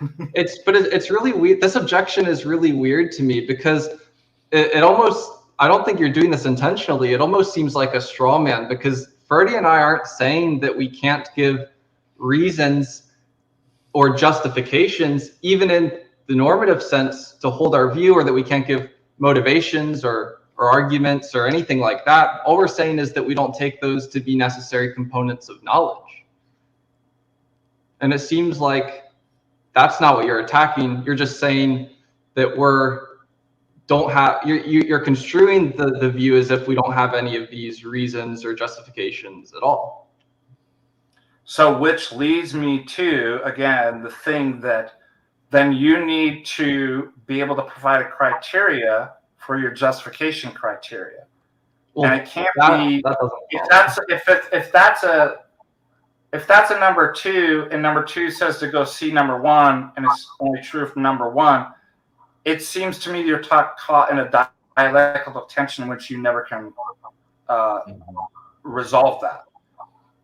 Why? Because it's what you set up. I mean, or now, you maybe, can. I hope I'm not straw manning or something like that. Like, and I'm giving you the opportunity to explain, but I'm thoroughly confused, and I think our audience is of why, like, anybody would want to ever accept your story and picture of reality.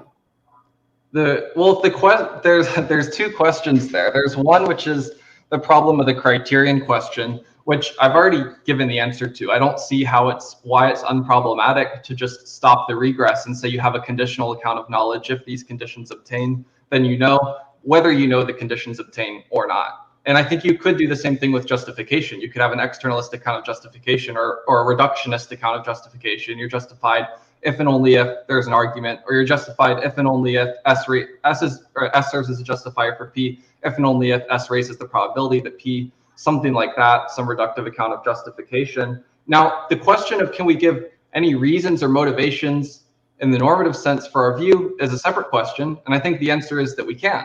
And we can do that through conceptual analysis. We can give cases where people are going to have the dispositions to call those cases knowledge or not knowledge. And we can analyze those cases and see if the sufficient conditions for knowledge we laid out are true. And that's going to serve to motivate the view. We can give things like Gettier cases, for example. But I don't think people are concerned about motivation. That's what I was saying. Okay. Again, it isn't an issue. I mean, I guess you could go an infinite regress, but my argument wasn't about an infinite regress. It was about a vicious circularity, and with the two categories of dialectical tension are involved, can't do the work that they want it to do. That was my argument, and I reduced your system to ultimately it reduces to that. So I'm not going the infinite regress. I mean, I know that people could go that way, and that's why I don't want you to think about. I mean, we could go that way because you're making statements about statements or something like that. And by reasons, you're just saying giving motivations. But again, that doesn't get me to a veridical world. And it certainly doesn't get me to the normative world. And I know this because my PhD advisor, who's an atheist, is a Salesian externalist. Like, I've worked through all these arguments. And his book, if I could pull it out, Naturalism with a Normative Turn.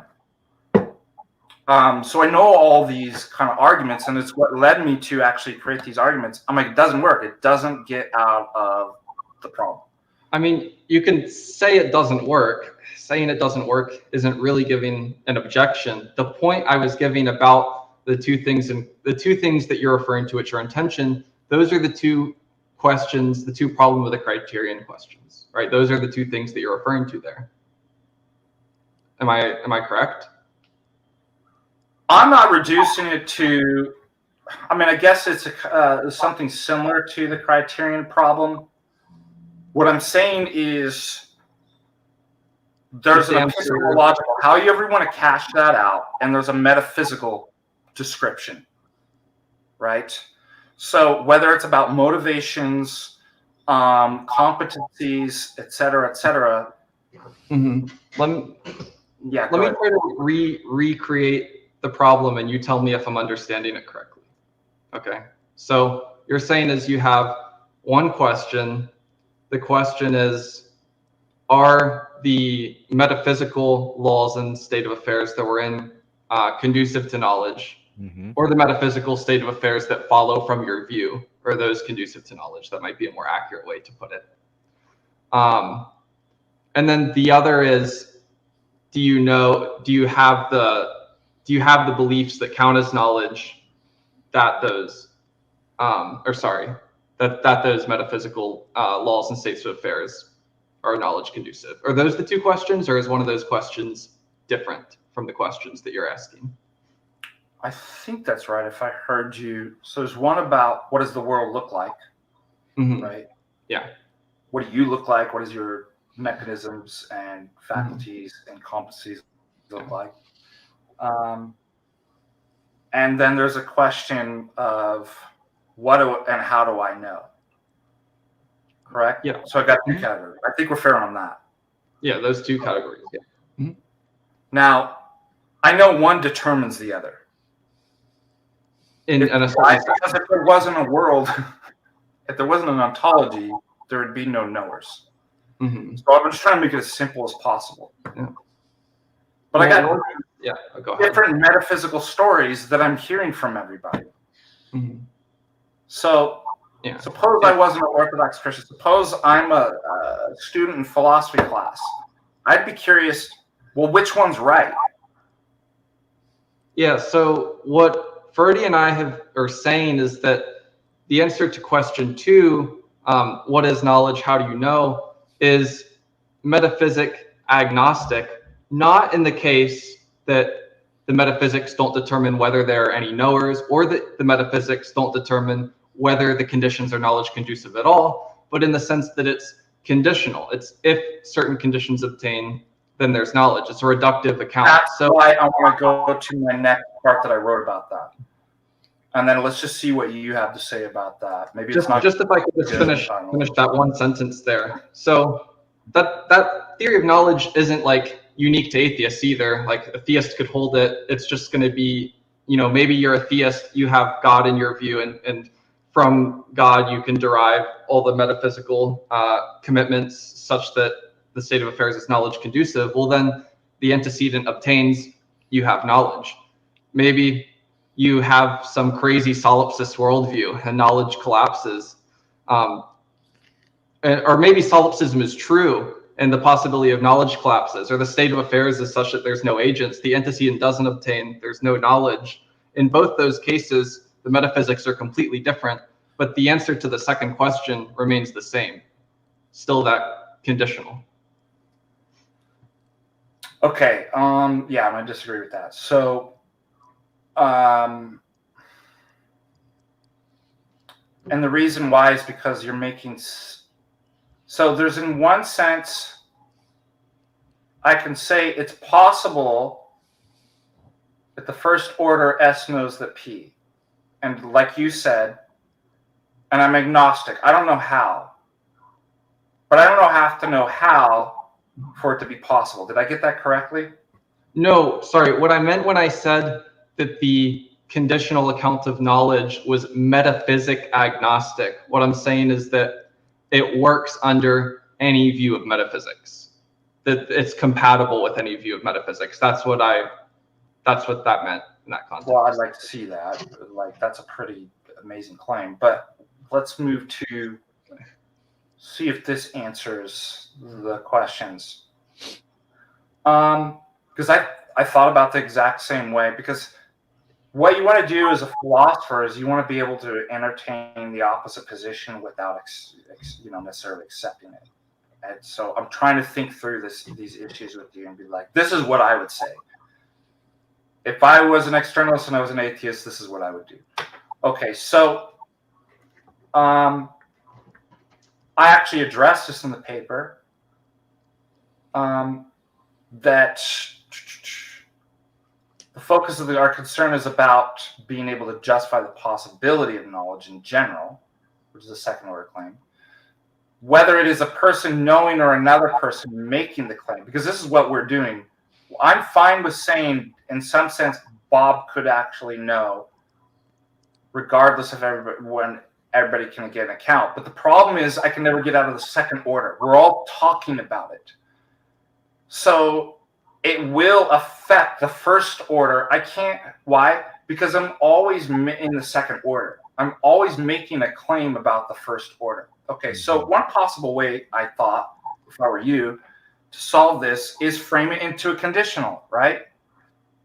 Which is what you do. That I'm just thinking like what I would do if I were you. Yeah, like the reductive account, S knows that P, if and only if.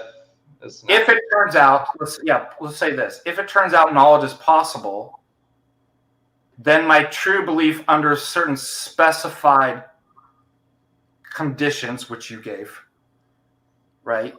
Mhm. And fill in whatever specified conditions you want, would amount to knowledge. So does everybody understand me what the conditional is? Yeah. If knowledge turns out to be possible, because this is really what it's. I don't know if you need to have the if knowledge turns out to be possible part. It's probably covered under the other conditions, right? If knowledge isn't possible, I don't think the other conditions are true anyways. Yes. So I'm a first year philosophy student. I want to be like, well, I just want to know if knowledge is possible. Okay. So you're like, well, let's frame it in a conditional. If knowledge turns out to be possible, in other words, Bob, it's possible for Bob to know, then my true belief under whatever specified certain conditions that I wanted to put in there would amount to knowledge. Correct? Mm-hmm. Well, then I thought, well, what would a critique of that be? Well, then that just seems to reduce to tautology. Knowledge exists if knowledge exists. Or we could have knowledge before having a criteria or justification for correct or reliable methodology for. So again, I'm always at the second order knowledge, right? So we can talk about and try to turn the conversation to first order knowledge and talk about, well, it's possible. Either that will reduce to a tautology, or I'm simply always stuck at the second order, right? Knowledge claim. Talking about. Now, if it's not possible, then second order knowledge claims are meaningless, right? About that it is possible because that's a knowledge claim. That's what my argument is. Maybe And not meaningless, but false. Yeah. Or you're not going to have knowledge. If knowledge isn't possible, you're not going to have knowledge. Yeah. And then what I'm saying is there's no account that can be given of knowledge, either because it's viciously circular, either goes into an infinite regress, right, to provide a criteria for your criteria for your criteria, or it ends up that again, if I just simply, I want to know if it's possible, that's a second order. I'm in the second order. It's only possible if the first, so here's the dialectical tension. So, but I can't talk about the first or give any reasons or criteria for that without actually assuming what I want to prove. Yeah, so I want to say one thing about, well, there's a third one there that you highlighted, which is that it's a tautology. And I want to address that one.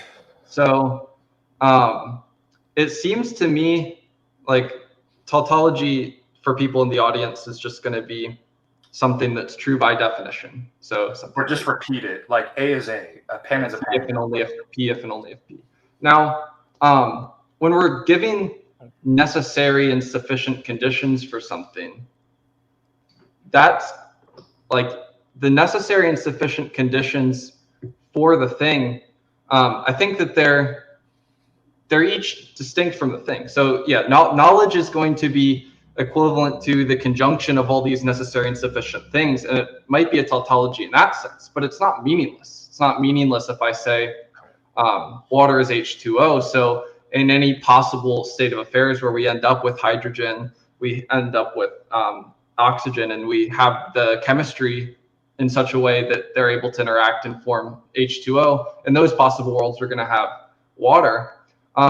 It's true, but it's true in all that statement. If you have H2O, then you have water is true in all possible worlds, but it's not like meaningless or uninformative, right? It doesn't do any work for what we wanted to do. That's why I said it's a problematic tautology within the scope of what we're defining. I know that tautology is necessary to actually establish meaning. That's one of the first kind of rules. It seems to me clear what epistemologists are doing when they account for knowledge is laying out the necessary and sufficient conditions. Do you disagree with that? Sorry, say that again? It seems clear to me that what epistemologists are doing when they are investigating what knowledge is they're trying to identify the necessary and sufficient conditions for knowledge. Yeah, that's what I'm saying. And that's a second order statement and about knowledge. By the idea, by the type of tautology concern that you're highlighting, that's going to apply to any account of knowledge where you lay out the necessary and sufficient conditions for knowledge, correct? Well, I'm not concerned about definitions. Again, I'm concerned about, or whether we'll ever appeal to tautologies. I'm saying it if the way out, the only way out of this problem is to make a conditional, right? The conditional, what that says is a tautology. Knowledge exists if knowledge exists. And what I'm saying is that tautology might be fine for certain things, but it ain't doing the work here. Because saying knowledge exists if knowledge exists is not actually going to give me an account for why is your account correct?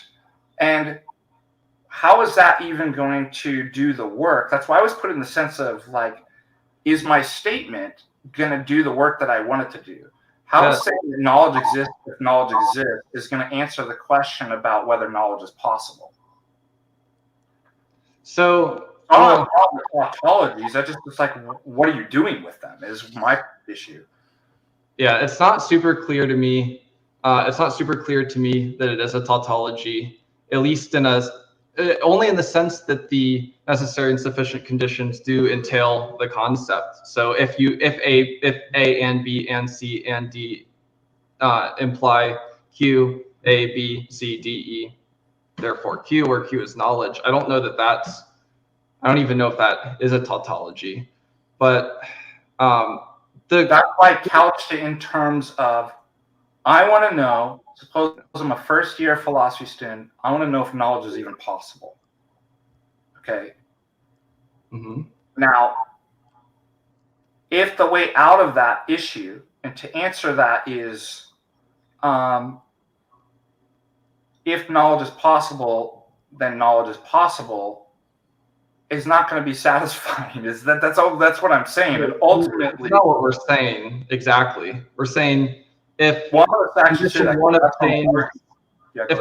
obtains, condition two obtains, condition three obtains, then S knows that P. And whether knowledge is possible is another topic. We can talk about whether or not knowledge is possible. But to me, that's just a question of we can reduce that down to a question of, are there beliefs that are true, and are there competencies that are manifested in true believing? If we can answer yes to all three of those questions, then knowledge is not only possible, but is the case in some situations. All right, and we can treat each of those as separate questions. So I think you're missing the argument. Everything that you've been saying are at second order. Okay. And what I'm saying is second order is talking about first order. And if second order is talking about the possibility of Bob knowing, second order needs to establish that that's even a possibility. Right. And because you're always at the second order, you can never get to the first order, which is where you want to actually go. Yeah, the things that I outlined. And I don't think you're seeing that argument. No, so I'm making some modal argument. I can give it to you like semi-formally. It's going to be P and Q and R imply S, possibly P and Q and R, possibly S. So the conclusion is possibly knowledge. Now, does that argument strike you as valid? That the form, just strictly talking about the form here. Yeah, I mean, if I was teaching a logic class, which I do, yeah, I'd probably be like, yeah, you got the true, it's correct, it's valid. I mean, So then we can analyze the premises there, which are going to be possibly P, possibly Q, and possibly R, which is why I said previous to your last statement, the conversation is going to be about is belief possible, is truth possible, and is absence possible. I would assume that we would all agree on those three premises, but maybe we need to explore them further. Well, in regards to exploring them further, we'll have to save that for a later date. Well, we've been streaming for 4 hours at this point, and I think this is a good point. I think we've come down to the crux of your externalism and how that is going to differentiate in regards to the justification of knowledge itself and where you guys view the project you guys are working with. And I want to thank both you guys, Impulse and Amdir, for coming on and sharing your guys' perspective. You guys have been incredibly respectful, and this has been a very highfalutin conversation. I think many people in the live chat have appreciated just to hear the vernacular and the going back and forth between these ideas. I want to give Impulse and Amdir any opportunity, anything you guys want to say before we kind of close down shop, and I'm going to wrap up some of these super chats. Feel free. Yeah, thanks for having us on. It was good discussion. I'd love to follow it up sometime and see if we can get a little bit deeper into where exactly the disagreement is. Yeah, we could do that again. We could try to set up a part 2. How did you guys find the stream? I'm just curious on how to contact you guys, or if we did a part 2. Oh, this Zen Shapiro guy sent it to me. I don't know if you know him. Oh yeah, we know Zen. No, I've never heard of him in my life. Okay, so all right, well then Zen knows how to get a hold of you guys. So if we want to set up a part 2, he can reach out to you guys. Yeah, sure. Okay. Impulse, anything you want to say before hopping off, brother? Now, this was fun. I mean, I didn't contribute that much, but I hold the same views because I'm outside, family's sleeping. But yeah. Well, same. That's why I let FDA. This is sort of his wheelhouse. So I let him kind of steer the conversation. Yeah, for sure. Maybe next time if we plan it out, I'll get a bit. Yeah, I'm sorry. I need to. I'm sitting down. No, this is great. Yeah, totally agree there. For sure. Yeah. All right. Well, definitely gentlemen. down. Well, even though you don't believe, God bless you both. We wish you guys both nothing but the best, and have a wonderful night. Thank you. Wish you the best as well. Yep. All right, FDA, that was awesome, man. I think people really appreciated hearing you go back and forth. Huh? Oh, can you hear me? Yeah. Father Deacon. Yeah, we're still live. Am I here? Yeah. You kind of froze for a second. Yeah. But that was really good stuff. Go ahead.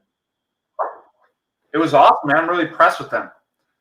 Yeah, I was too. Are we still live or just that was some of the most well-read atheists I've heard. At least come on. Yeah, very good. Usually it's sort of low tier ideas. You're kind of, pardon my French, but sort of basic bitch arguments for atheism. But they certainly are familiar with the literature and have read their homework for sure. But if you want to just stick around, makes it enjoyable. It is. Yeah. Well, as academics, you don't get to sort of engage in those conversations as often because it requires so much time and familiarization with the literature, the vernacular, how to formulate arguments. So that was great. It'll help me too, because look, it's not just about what the argument is, but in terms of rhetoric. So what'll be nice about this, I'm gonna have to go back and be like, what was it they were missing about what they're saying? Because obviously all the arguments that I give are always right. And so yeah, I think there's always a sense of like, how do I better present this? What's the hang-ups and stuff like that? And you don't get that unless you gotta get the pushback. And I'm like, all right, I've got to go back and figure out like, what are they missing about my argument? And then I can polish the words up and the rhetoric to present it so they can see it. Right. Well, that's where I was mishearing Amdir, but it sounded like, it all comes down to justification at the second level. and their belief that they don't have to do that seems to be sort of the crux of the situation there. Yeah, well, I mean, I just feel that this is often like a common tactic, is that, again, especially with really smart people and smart philosophers, is that they're going to try to justify why they don't need a justification at this level of, and again, as apologists, philosophers, it's a cut through that. I didn't mean to straw man them at all, but it's like, ultimately, I think they're going to disagree with this, but I think their position reduces to exactly what I'm saying. Like, you don't get out of the problem. Quine doesn't get out of the problem with naturalized epistemology. Whatever variation of externalism that you want to give doesn't get it. Oh, I'm going to turn to being an internalist now and come up. Do you see what we're doing? Yeah. Is we're system building, but what the exact problem that I'm trying to reduce it to, the problem is man. Right.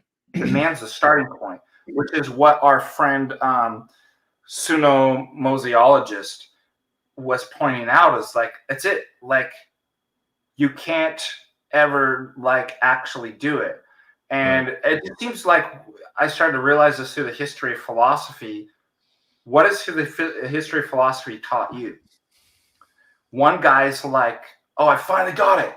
Yeah. And then the next guy's like, no, that doesn't work, right? No, in one sense, the whole history of philosophy has been an ultimate failure. Yes. And either the philosophers are just like, we're just going to ignore that those previous guys brought up some severe objections, like Hume and stuff like that. Or what if I just tinker and add one more thing, and then I'll add this condition here, and there's a sort of kind of ad hocness to the philosophical project, but all of it's kind of a red herring. It's like, you don't understand. You're being distracted from what the real issue is. It never works. Doesn't matter how many tinkerings and system buildings. It's either a theonomous or an autonomous position, and that's why it doesn't. So I'm trying to present that in the clearest way possible. But the problem is we're so caught up and invested in our systems and projects. So I really believe my project's going to work, that it makes it really difficult to see the kind of underlying problem. I think speaking psychologically, I'm not even speaking like philosophically, but just psychologically. Right. Well, and I think that's hard for all of us, and highlighting that it is a worldview, and that you're coming with a package of presuppositions. I think this was useful for everybody. But yeah, you killed it, man. That was great. That was great. Thank you. God bless you. So we had a super chat. $1 came in from Solomon and says, adopting atheism is the epitome of naivete. How in the world can you act as if you're the first one to have a philosophy question? The history of thought exists, and tag is the finish line. And then we had a couple other super chats come in by Anonymous, sent in $5 and said, great panel. Laeth sent in $4 and said, atheists have no foundation for relying on an ethical/moral backbone without attributing it to an underlying Christian ethic, and have no grounds on considering something as a universal evil. Yes, we would agree with that. And then Well Emmanuel threw in $5 and said, thanks. Well, thank you, Well Emmanuel. God bless you, man. And then we had, while you were going, Foregone sent in $2 and said, would enjoy seeing a part 2 with these guys. I think that's a good thing to do. That was a really good conversation.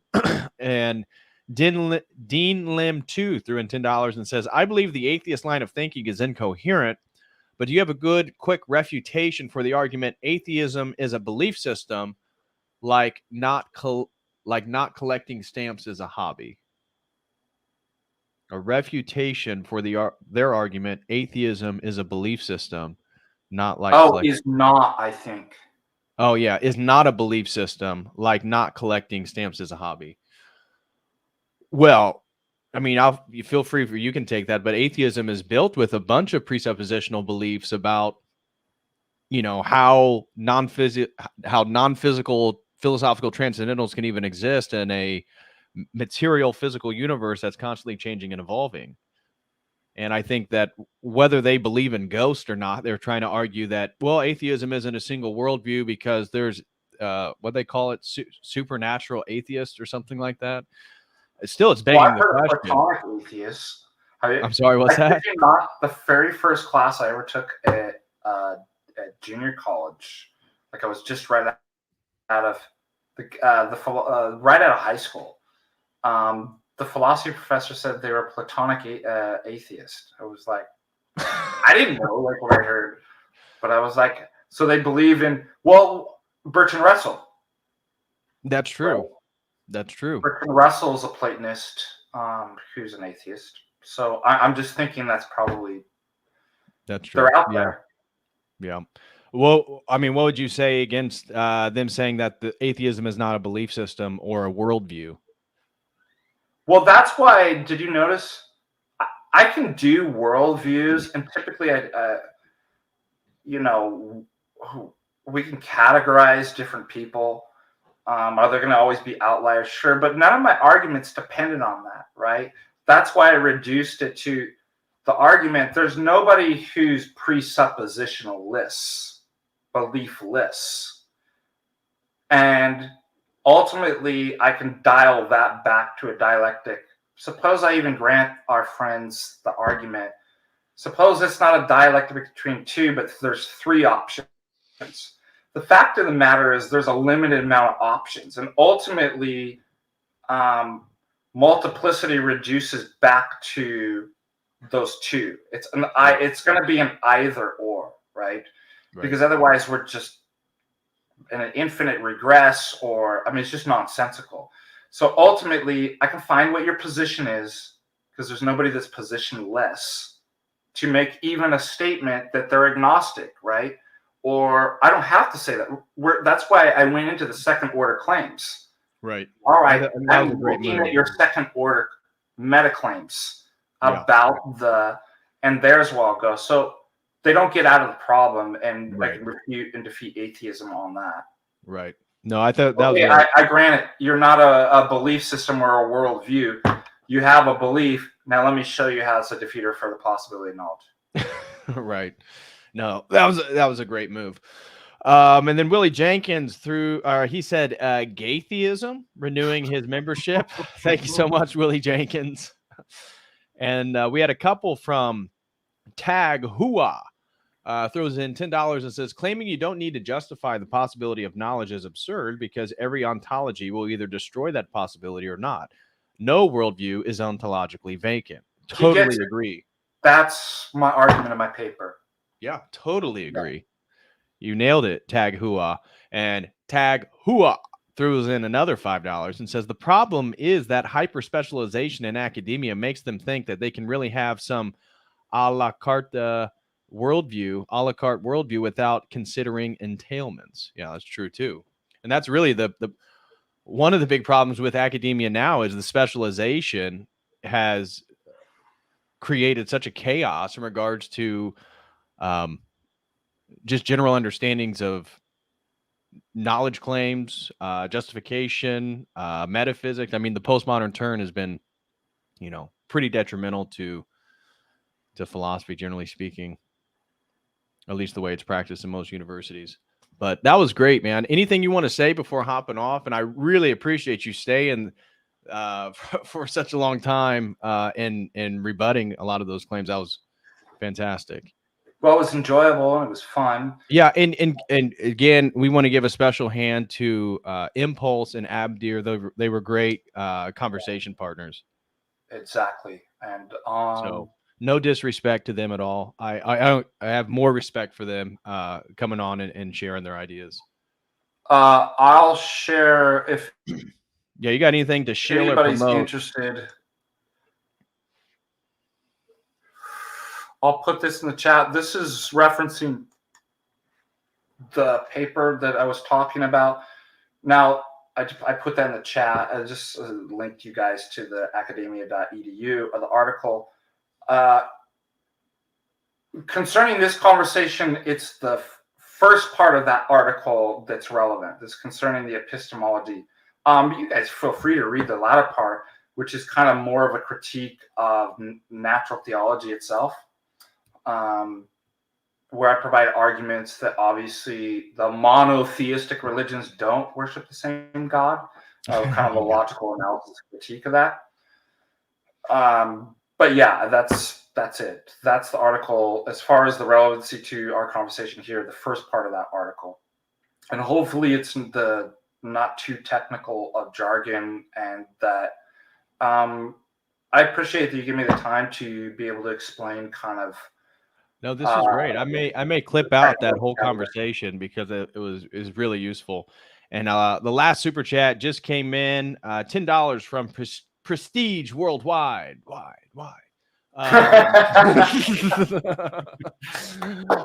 Do you think it's more fruitful to question their account of logic and truth with regards to the logic nerd atheist?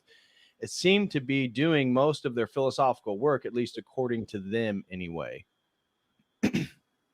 So the question is, do you think it's more fruitful to question their account of logic and truth with regards to the logic nerd atheist? I think that they're asking, just to begin with, sort of, well, how can you even account for, or ask them, is logic unchanging? Are the laws of mathematics unchanging? And how can that be? What would they say? I mean, we just get in this, like, so no, it's not any more fruitful than the way that we went. They'd give a similar account, right? And ultimately it'd reduce to, in other words, I know that all of that sounded like really complicated and stuff like that, but I truly believe that ultimately people are just giving stories. There's no reason to believe any one story over another. And so they would have gave a story. But what our question is that, but I want to know which is the true story. Right. I want to know if knowledge is even possible. Can your story give that to me? And what do you find? Either you find a bunch of distractions by technical academic jargon and stuff like that. So it really is kind of a game, like in the debate. You got to nail it down, but like, stop. There's something really more fundamental kind of going on here. Yeah. And this is distracting from the issue. And the argument I'm trying to bring back to is ultimately reduce back to that dialectical tension between the story and how I know that the story. Well, how you know is if you go, if my metaphysical story is actually true and how I explain it and how I don't need this, and that's what justifies this, right? Do you see you're stuck in a circle? Yep. So whether it's fruitful or not, it ultimately reduces back to that. They will always go the same direction. So right. I don't know, like, because of what people are committed to in terms of the will, I mean, there isn't anything that just like wakes somebody up, right? When you give it to them in that sense of fruitful, it's like, oh, dang, right? Because ultimately, as Orthodox Christians, we'd say the problem isn't arguments. We all know this, right? The problem isn't like, well, I just believe in Orthodoxy if I just saw a good argument for it. The problem is, what does Scripture say? We suppress the knowledge of God. The will, and this is virtue epistemology, chooses and does not want, because the heart, the noetic heart, knows God. And what do? We build systems and philosophies and spend lots of money to go to schools to suppress it by a really amazing, interesting story with really complicated words. And I told my students this today. We're reading all these philosophers. You know what philosophers are? They're really, really intelligent con men. They're going to be really, really smart with their words and their arguments to confuse you and try to sell you a bad product. And as a critical thinker, you've got to spot the con. And there's a couple like telltale like clues. One is, well, the natural light of reason, you see. What's the natural light of reason? Whatever Kant says it is. Well, obviously this is self-evident, right? So there's typical things that is a novice in philosophy. You can start to critically analyze and be like, it's all con, right? But I remember it was really difficult. When I read, I mean, all these philosophers are much, in history, much smarter than I am. So when I was an undergraduate and I read them, everyone that I read, I was convinced. I was like, dang, dude, I guess Hobbes is right. I guess Hume's more. Now it's Kant, right? Right. I didn't know. I didn't have the kind of equipment to realize, or the kind of virtues and character developed to be like, oh, it's all a con. And these guys, yeah, they might be smarter than me, but they're conning me. Right. And the final super chat comes from Frankie D. Throws in a final $5. Says, hey, bro, just sending some brotherly phileo your way. I appreciate that, my man. And caught some of your stream with Father Turbo and Paggio. Really good stuff. Glad I could catch you today. God bless. Well, God bless you, Frankie D. And thank you so much for all the support, man. Really appreciate it.